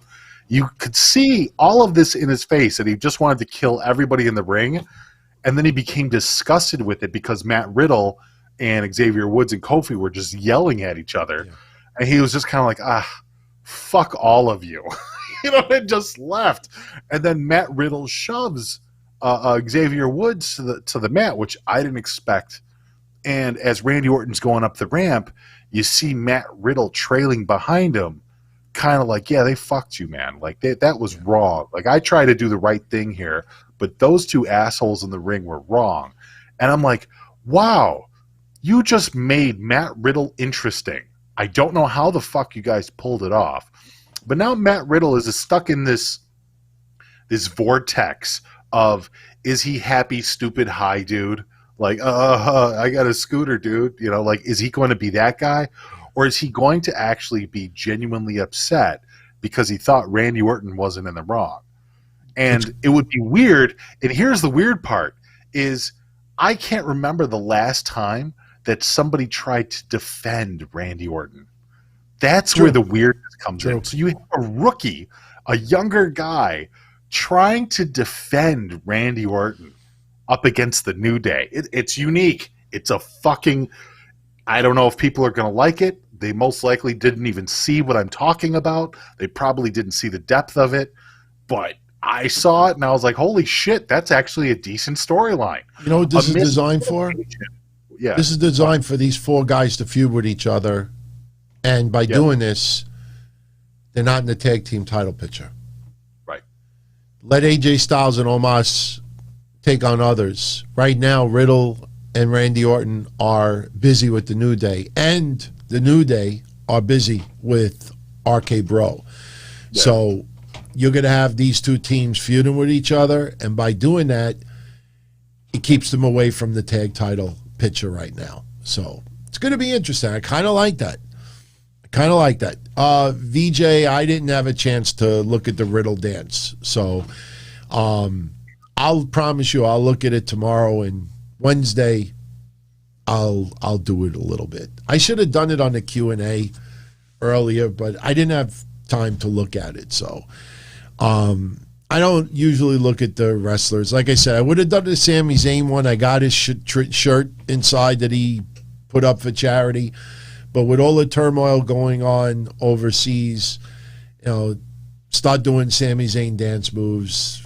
You know, not the right time for that. So, let's see. So we had Sheamus versus Ricochet, and similar to what they did with Nakamura and Baron Corbin's crown, Ricochet took Sheamus's outfit. Then we get the return match today, and, you know, although nice to see Ricochet back on television, 2 days in a row, Sheamus basically hands his ass to him. Best way I could put it. I mean, they gave Rick O'Shea a character tonight. Ricochet, I did pick up on that. Ricochet, yes, which was funny because Joey was even saying that the other day that maybe him and Sheamus could be a tag team. Ricochet and Sheamus, the Irish brothers. But I guess he's a thief. That's his thing now. Yeah, that's Ricochet's gimmick, is he's a thief. They botched the 3 count, obviously. Yes, they did. Sheamus with the high knee. The referee was not supposed to count the 3. Ricochet was supposed to kick out of that. Ricochet was supposed to eat the bro kick and get pinned, but the referee counted the 3, and then he's like, oh, fuck, this is not the finish. Hey, look, shit happens. I understand it's, you know. It's sloppy, though, DT. It's really sloppy. Yeah. It is. But in the end, you know, and look, last week we were really worried about Humberto Carrillo, and it ends up, Meltzer reported he's fine. Yeah. And then you realize, oh, shit, they did the injury thing because, all right, like you said, we tried Humberto for 2 weeks. Let's take him off TV. Now we'll put Ricochet out there. And they put Mansoor out there for a match. Now he's gone. And they're just trying, man. And you know what? This is the time. I tell you this much. I know you and I talked about it with Jeff Hardy, with Drew, and a few others. Riddle, definitely Riddle.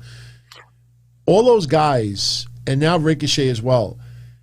Talk about how good Sheamus still is. Because I know a lot of you out there don't have Sheamus too high on your list. But you look at Sheamus in the last 2 years, like I said, from Jeff Hardy to Riddle to Drew McIntyre to Ricochet, and I'm probably leaving some people out as well.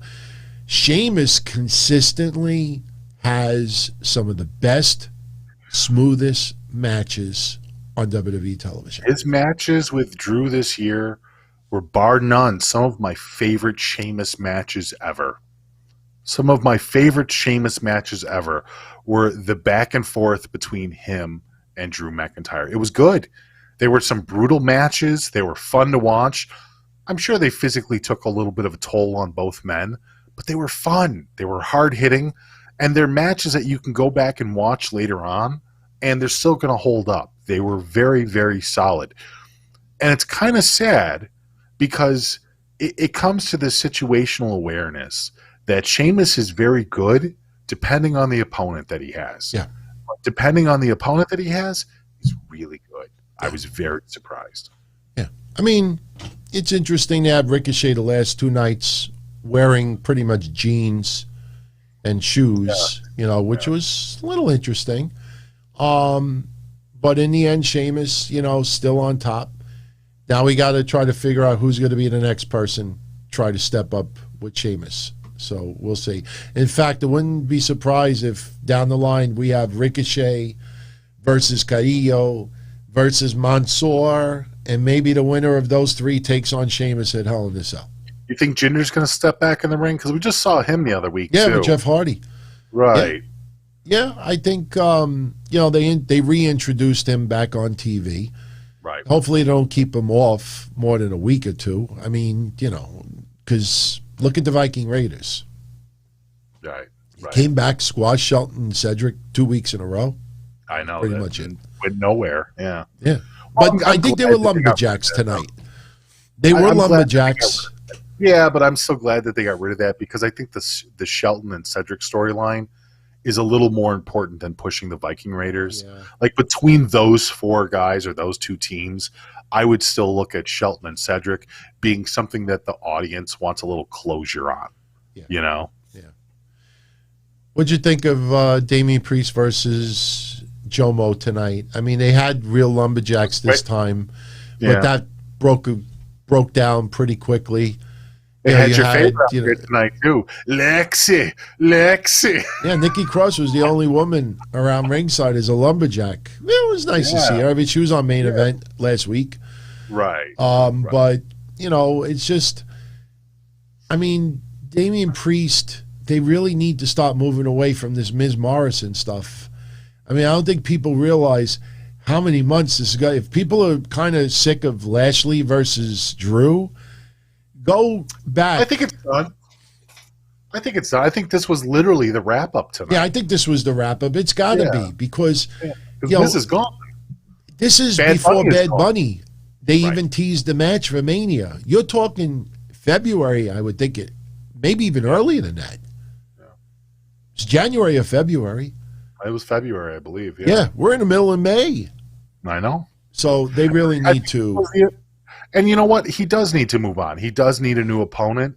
You know what I mean? He's a younger guy. Right now, Damian Priest is the man because he's got the title. He's got the not the title per se, but he's got the momentum from WrestleMania. He's got the momentum from The Miz and Morrison. He's got the momentum from Bad Bunny. You know, he's in a position right now where he should be going up the ladder. He's in a position right now where he needs to challenge and be that guy that comes out. I wouldn't say throw him against Bobby Lashley already or nothing, because that would be a little crazy. But Damian Priest has the entire roster to work with. Yeah. So everybody should want to work with Damian Priest right now because there's a lot of benefits to doing so because he's fresh. He's new. I think Damian Priest needs to step up against Sheamus. That might be interesting. You think that they're going to work well together? Because, I mean, that's a weird one. It would be interesting. It would be very interesting. I think that would be a great test for Damian Priest. Let me ask you this, because you were also talking about the draft coming up. Would you move Damian Priest from Raw to SmackDown? Maybe. Would you do it? Yeah. Maybe. I mean, a lot of people are fantasizing him versus Aleister Black. Right. I don't know. I don't know about that. It's too early with two rookies. That's too early. Yeah. But I shouldn't say rookies, but you know I don't know. I don't know. I mean, I just think it's time to move past Miz and Morrison. Sure. Yes. So agreed. Then, I mean, the draft is not happening anytime soon. But then again, they could say next week, in 2 weeks, the draft. Right. They will do that. Like 2 weeks, boom, draft. And they got rid of Money in the Bank. Yes. So I don't know. Do you think that they're going to bring back Money in the Bank, right? They're not just Money in the Bank, I think, is going to be July. No. Yeah. It's not set up yet. I think Money in the Bank will be July or June. No, wait. No. Hell in the Cell's in June. No, Money in the Bank, I think, will be July. Okay. I think Money in the Bank may be July.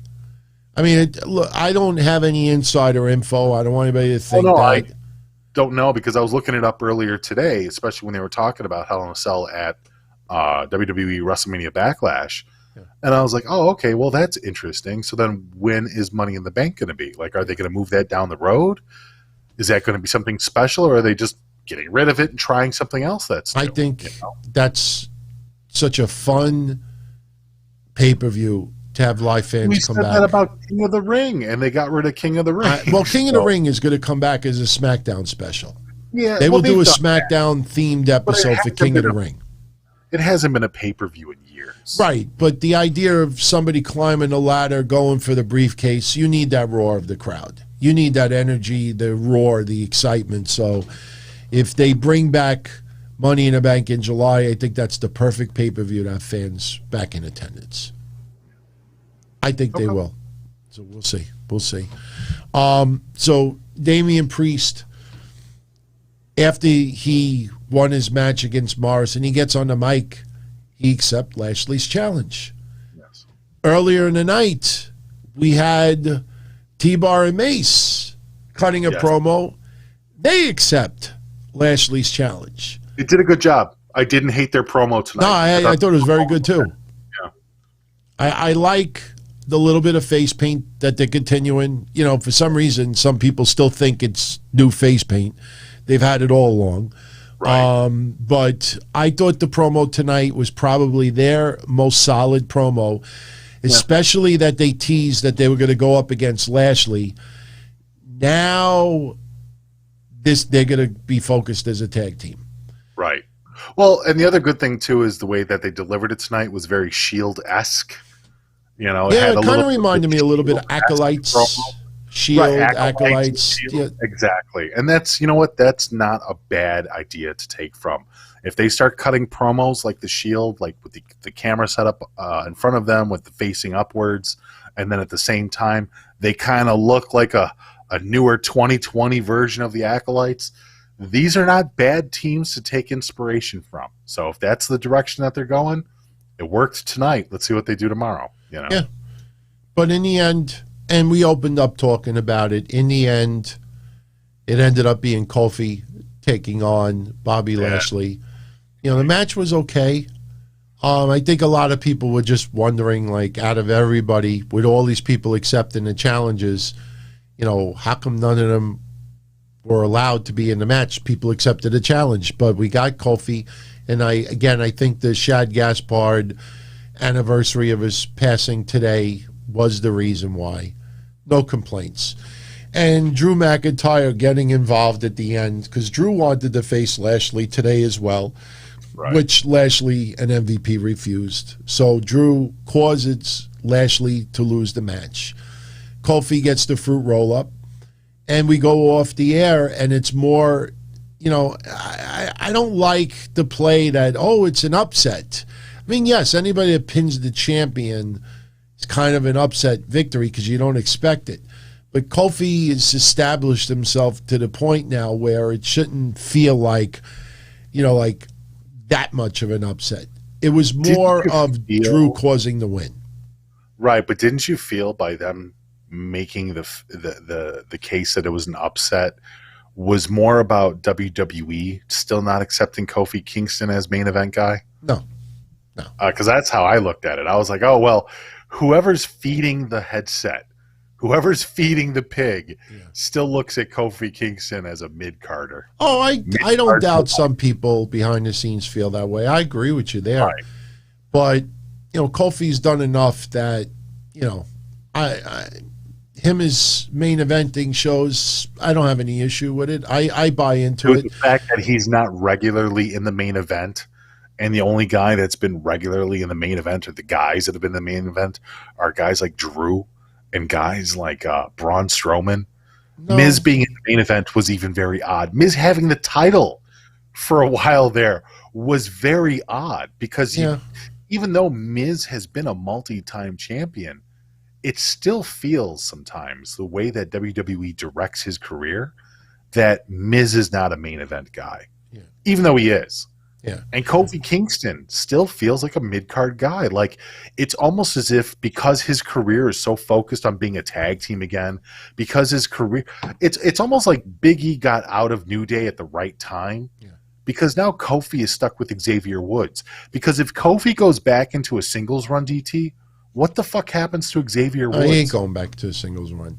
He got the match tonight, but that was because more about. Saying, why not? He's a main event guy. He's a former champion. He held the title. Why don't they at least entertain the idea that Kofi Kingston should have a viable singles career? He did, but it came out of nowhere and it was unexpected because of the injury to Mustafa Ali at the time. But tonight was about Drew screwing Lashley. It wasn't about Kofi winning. It was about Drew screwing Lashley. So next week, Lashley, you know, they're probably going to do the Hell in a Cell.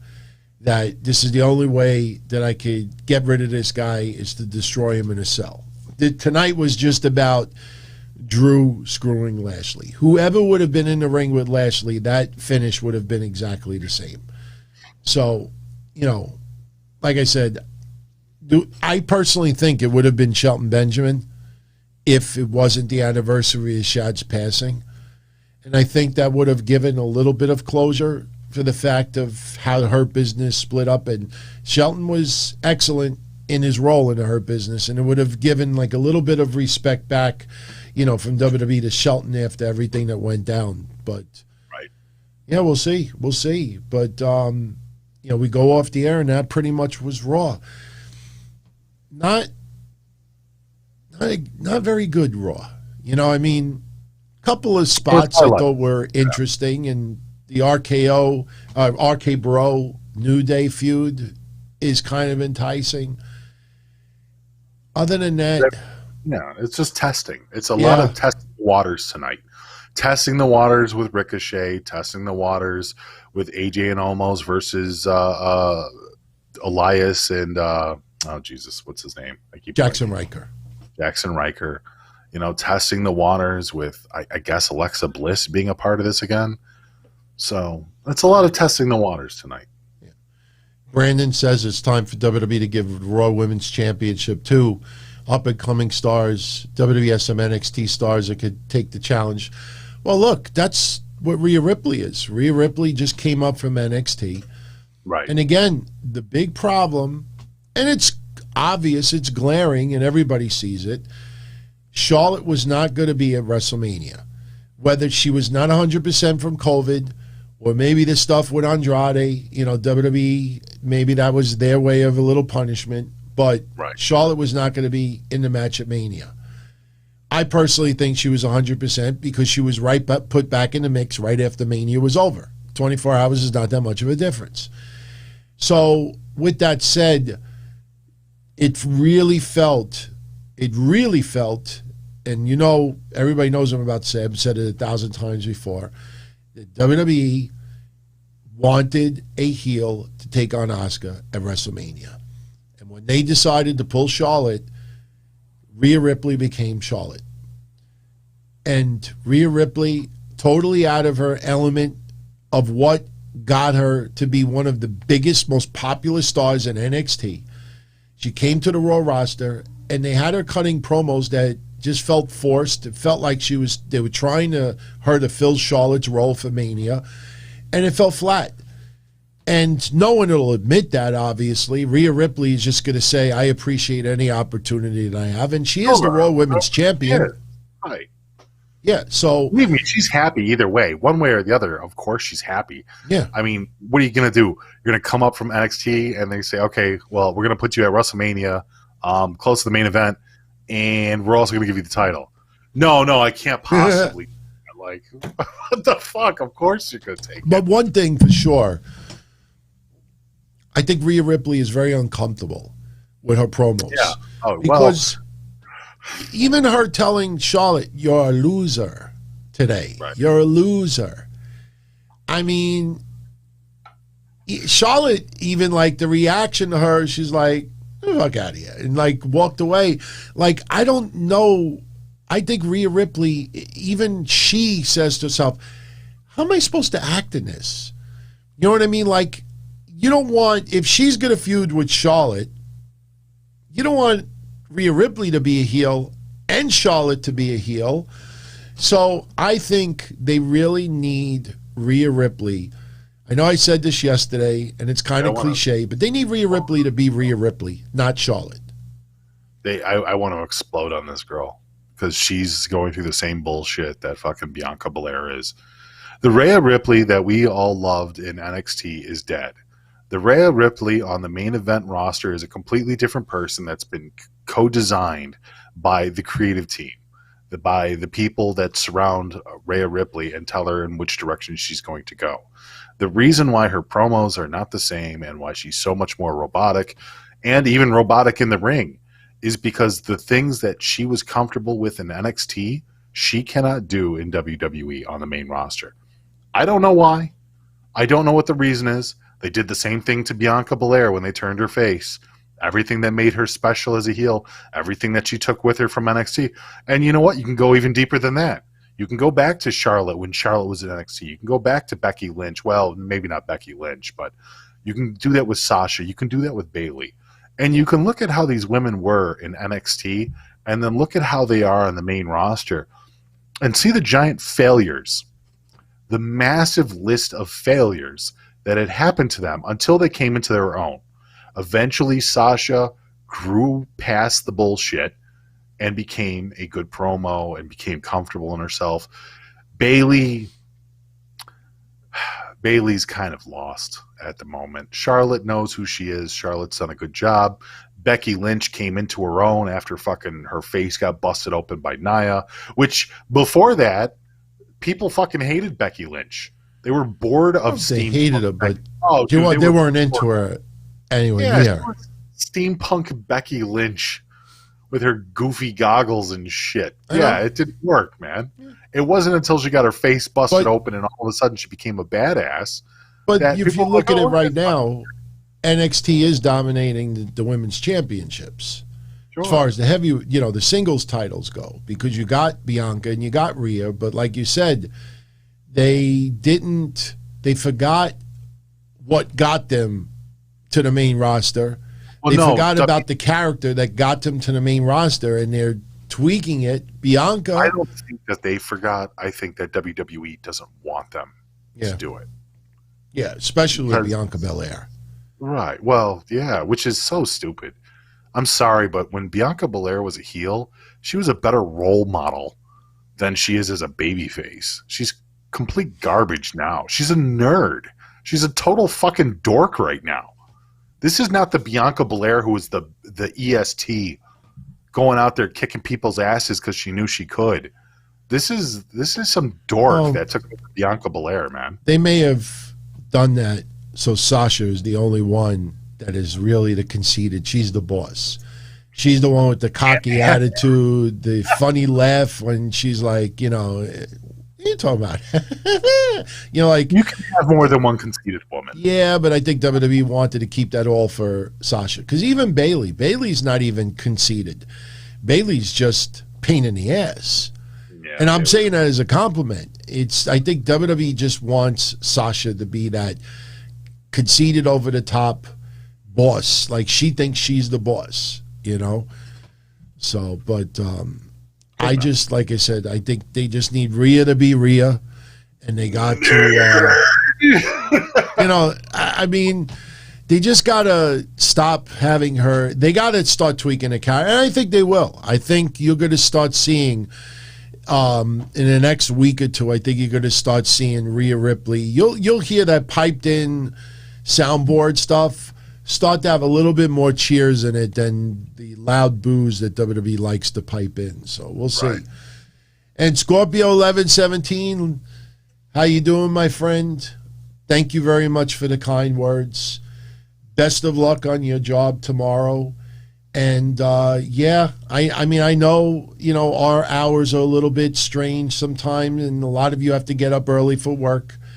Like I said, I had a little serious convo earlier on the channel Q&A that, a lot of people are giving me suggestions and advice, and, very slowly we're going to start tweaking the shows a little bit to have them end a little bit earlier in the night. So, even if we have to add an extra show or two, but in the end, as long as you're tuning in, that is the ultimate appreciation for us, and I thank you very much for the kind words.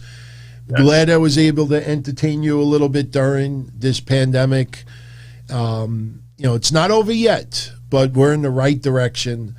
And like I said, as long as you all keep tuning in, and as long as I'm physically able to do this, I'm here for all of you. So I thank you very much for the kind words. Much appreciated, more than you could imagine. So thank you. Thank you, Scorpio. But still, this for the 1117. You know what I'm talking about. And I'm just saying lighthearted. So anyway, everyone, before we go, like I said earlier, New Jack obviously passed away abruptly at the age of 58. Friday, I told a bunch of stories of my personal interactions with New Jack over the years. I'm not going to get into any of those stories tonight. But one thing that I absolutely love is I have tens of hours of shows that I did with New Jack, Mass Maniac back in the day. And I have all those archives. And when he passed on Friday, I raced literally a half an hour before showtime to find a 5-minute clip just to give you an idea of how much we would just laugh.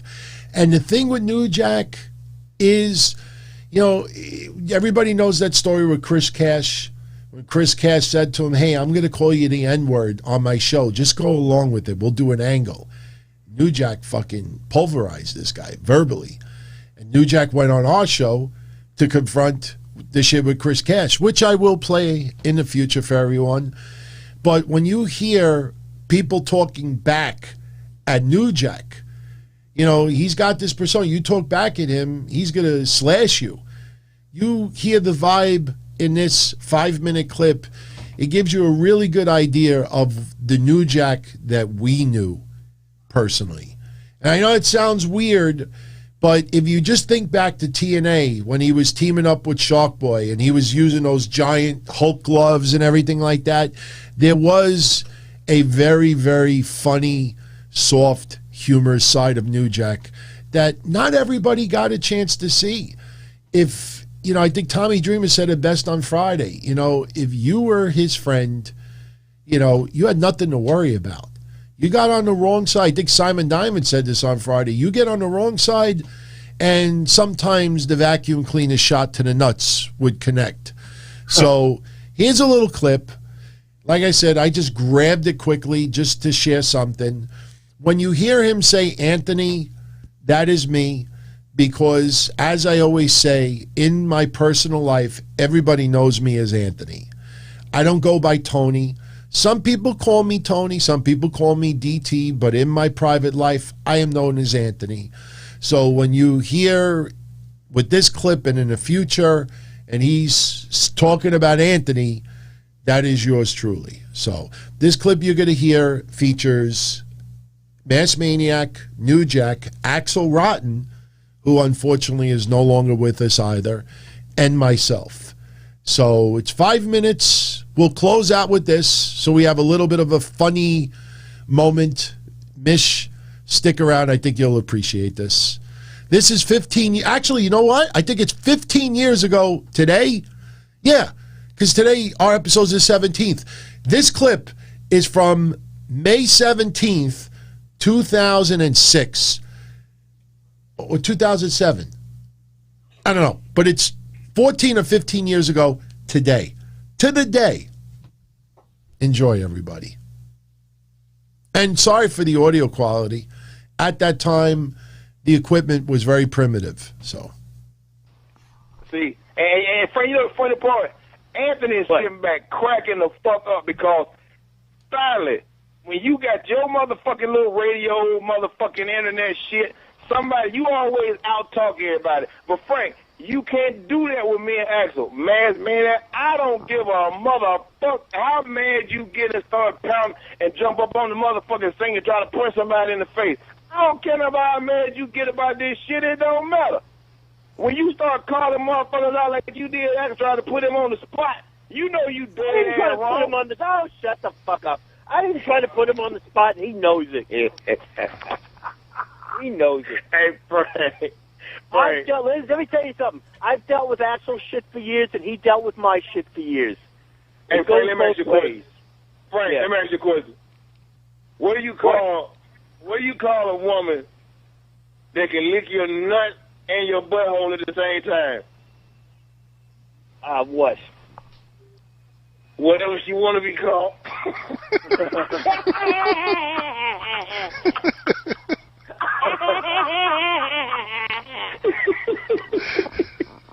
You call her baby. You call her baby. Yeah, baby, ain't it?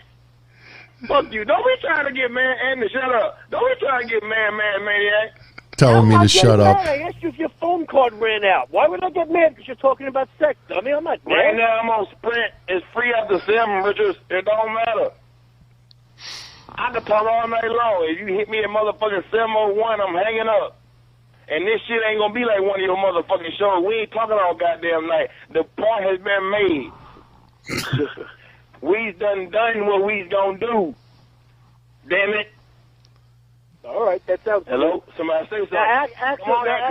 Come on in. To tag with Franco, he done got lost. What? Hello? How you doing? Hey, brother. Hey, actually, let's do one on promo. What about brother? Promo, brother. All right, let me tell you something, brother. On June 16th, brother, I'm going to put you in a headlock. Hey, on June 16th, brother, I'm going to put you in a headlock and stick my finger in your nose, and I'm going to pull your eyebrows, brother. Yeah, one of those generic wrestler promos. Let me tell you something, brother. On June 16th, see, when I come to Florida, brother, I'm going to get New Jack, and I'm going to put him in a headlock, dude, and I'm going to put him on the mat and put him in an atomic knee drop, brother. Baby, you motherfucker. Hey, Jack, do me a favor. I want to talk to Axel for a second, so shut up for a second. Hey, Axel, did you see Tommy Cairo's running shows? No, I had no clue he was still doing anything. Where's he running that, Jersey? He's running shows in New Jersey. He opened up a wrestling school. Sure, if you go to my MySpace, what you guys have like out or something? Are you like using him? What'd you say? I said, would you have a falling out with him or something? You're not using him? No. Me and Tommy have always been close, but his wife made him stay away from the wrestling business. Yeah, no, she didn't. She completely cut him off. Said he couldn't do anything wrestling related because it was a bad influence on him. But I guess she said he can come back and do something. Oh, it's good to know that he's got his life under control. His wife's allowing him to do stuff. Yeah, but for him it was a different situation. Well, yeah, of course, but if he stays, it's just like we talked about a long time ago with Bigelow. When Bam Bam was away from wrestling, he had no demons.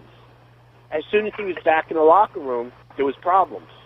I don't know about all that, man. I don't believe in all that shit, man. Absolutely, I do. No matter where you at. Oh, I don't know. Like Tommy was different though. When he wasn't around wrestling, he was just doing construction, and he wasn't getting hurt. As soon as he started getting hurt, he had to start taking painkillers, and that led to other things. Frank, who are you talking about? Tommy Cairo. Did you say that shit to you? What? What you say about Tommy Rich? I didn't say Tommy Rich. I said Tommy Cairo can kick your ass. That's what I said. Hey, and you know what? He probably could. He probably could. And you know who else could kick your ass? Who? Manny Fernandez would kick your ass all over the place. Hey, friend, let me ask you a question. Yeah, go ahead. Why are you riding on other motherfuckers' dick? Okay, I'm sorry. Hey, New Jack. No. Hey, give me a chance. Give me a chance to respond. Let me give you a response. Hey, Jack. From one grown man to another. What would make you say that another man can whoop my motherfucking ass? Frank, you couldn't beat my ass if I laid down and tooted up, motherfucker. You couldn't do. I wouldn't give a fuck, Frank. I'd beat you beyond recognition. Your kids wouldn't even be calling you that. They'd be calling you home. If you didn't have weapons, I would rip your fucking scrawny arms out of the socket and beat you with them. The only problem is I'd have to deal with you coming back and doing something bad with a weapon. Wait a minute. What'd you say about my baloney?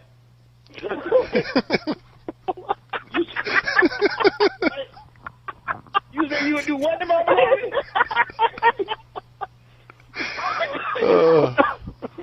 Hey, you can talk about my mama. Don't you ever in your life talk about my baloney again. Remember, New Jack, he Googles you. Motherfucker. Now, I don't mind you talk about my mom, but next time you talk about my baloney, bro, I got to come through the phone. Remember, New Jack. Remember, New Jack, he Googles you. Hey. I want my daddy's record. I want my daddy's record. About what you say. I want my daddy's record. I want my daddy's Brian Melacheri. Talk about my goddamn baloney again. I'll kill your motherfucking ass, motherfucker. I want my daddy's I want my daddy. Good googly goo. Yeah, Maniac, have you Googled anybody else lately? Like who? I want my daddy's record. I want my daddy record. Hey, Frank. Yeah, I ain't tell you about it. I'm a vet Twitter group. I want you to hear something. Now, everybody be quiet on the count of 3. Be quiet. All right. Frank, eat a pussy. And the next time you talk about my baloney pussy head, it's on. Yeah, but you didn't count to 3. Huh? I was waiting for you to count to 3. Oh, 3. Ladies and gentlemen, this has been the New Jack, Axel Rotten, Anthony, Maz Maniac, Frank Hour. This is pretty bad. And I think none of us can come up with anything better to do tonight. That episode went on for 2 hours. It's hilarious shit, man. It's I have tens of hours of that. Guy just made us laugh. And like I said, you tell him, shut up. He just, if he liked you, you got along with him. That's why when I had that one incident that time where he thought I was going to face him in a match because I'm not experienced and he was retiring, he flipped out. And like I said, Mish actually called me up in the wee hours in the morning. And he's like, dude, you need to go on your Facebook page right now. And I'm like, I'm sleeping. No, you need to. And I go on there, Frank, this fat bastard, I swear to God, Frank, I'm retiring. I'm going to slice him up. I'm going to kill him. And then I was like, wait, he thinks I'm going to face him. I was supposed to manage someone. So I wrote back. And the worst part about it is I didn't know if he was even online. So I wrote back and I said, no, New Jack, I'm not going to face you. I wouldn't disrespect you like that anyway. I said, I'm supposed to manage someone. And here I am. I'm waiting for a response. And like a few minutes later, he writes back and all he writes is, my bad. Just wrote 2 words, my bad. He scared the shit out of me. But the guy was, I'm telling you, there was a side of New Jack that I experienced that a lot of people, people in wrestling obviously experienced that as well. But, I know a lot of you out there, you think of New Jack, you think of mass transit, you think of some, outrageous hardcore stuff and, some of the things outside of wrestling. But, the side that I knew, and I went back 20 plus years. First talked to him in 1996. So, rest in peace. Rest in peace. That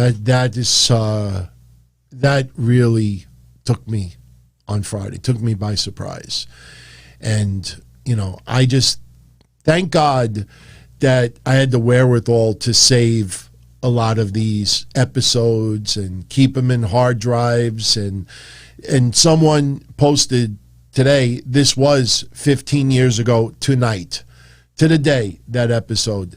So in the future, and it'll probably be mostly on Thursday nights since Thursday is so relaxed and the vibe and we get into pretty much anything. Thursdays we'll spend a few weeks and I'll share some clips and post some highlights, and I promise you, you'll be shedding tears of laughter. I mean, just hilarious stuff. You'll hear them in an element that you normally would never hear. You would never hear someone doing an interview or a podcast with someone like that and be able to have combos like that. So, but with that said, Mish, we're running 2 hours. Any final thoughts before we call it? No, we're good. Thank you very much, everyone. Appreciate the love and support, and I'll see you guys on Thursday, or actually tomorrow. Yeah, so. Tomorrow I'll be with you on Patreon. So I will talk to you tomorrow night right after NXT. Awesome. Much love, DT. Much love, everyone. Everyone, I want to thank you. I want to thank you for tuning in tonight. Big shout out to our great channel members here on YouTube. La Nostra Familia, very special crew out there. And like I said, for my channel members, I will post the thread Tuesday for this week's Q&A if you want to be part of it. I want to thank you all for your support. As always, if you don't mind, if you enjoyed tonight's episode, hit that like button. As everybody says on YouTube, like, share, subscribe. And you want to know something weird? I never knew that I can actually see who actually subscribes, like when they subscribe and dates. And someone was showing me some of the analytics today, and I went back and I looked at, like some of the day, and it was pretty cool. Big shout out to some of you that, just signed up recently and subscribed to the channel. But, in all the years of doing this, never thinking I would ever doing a YouTube channel. But I see everybody out there. Like, share, subscribe. Like, share, subscribe. But, I'm going to jet out of here. So it's 1:15 in the morning over here. I obviously have to get up very, very early for work. But if you're on our Patreon, tomorrow night, 10:05 p.m., right after NXT, Mish and I will be up talking a little bit NXT, some of our VIP questions, and anybody who tunes in live, so you're welcome to join us. If not, I will be here Wednesday night after AEW Dynamite. We'll talk about NXT. We'll talk about this week's Dynamite. I will tell you,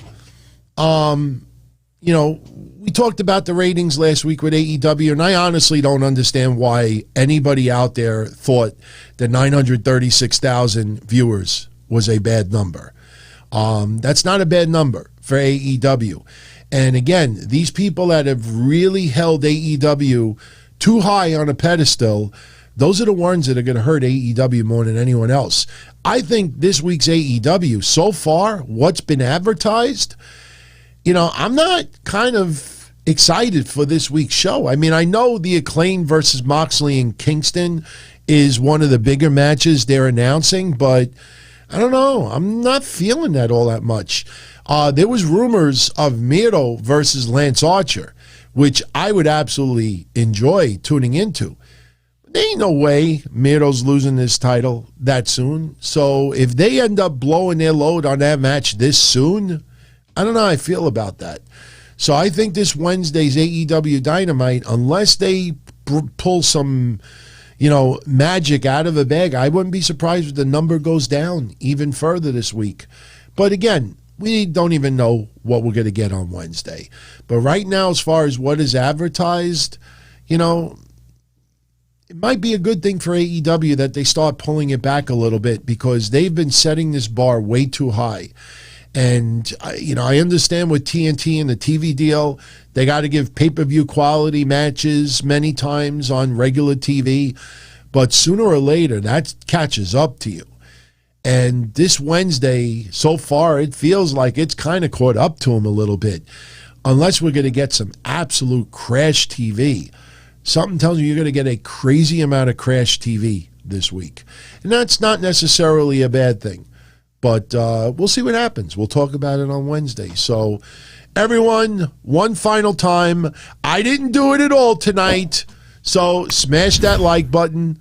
If you enjoyed the show, like, share, subscribe. Like, share, subscribe. And I will be back here Wednesday night, 10:05 p.m. after AEW Dynamite. Much love, everyone. Rest in peace, New Jack. Rest in peace, Don Cornoodle. And post your comments in the comment section. I respond to everybody. And send us feedback from tonight's show. Always appreciated. Good night, everybody. Much love. Thank you, as always, for the support.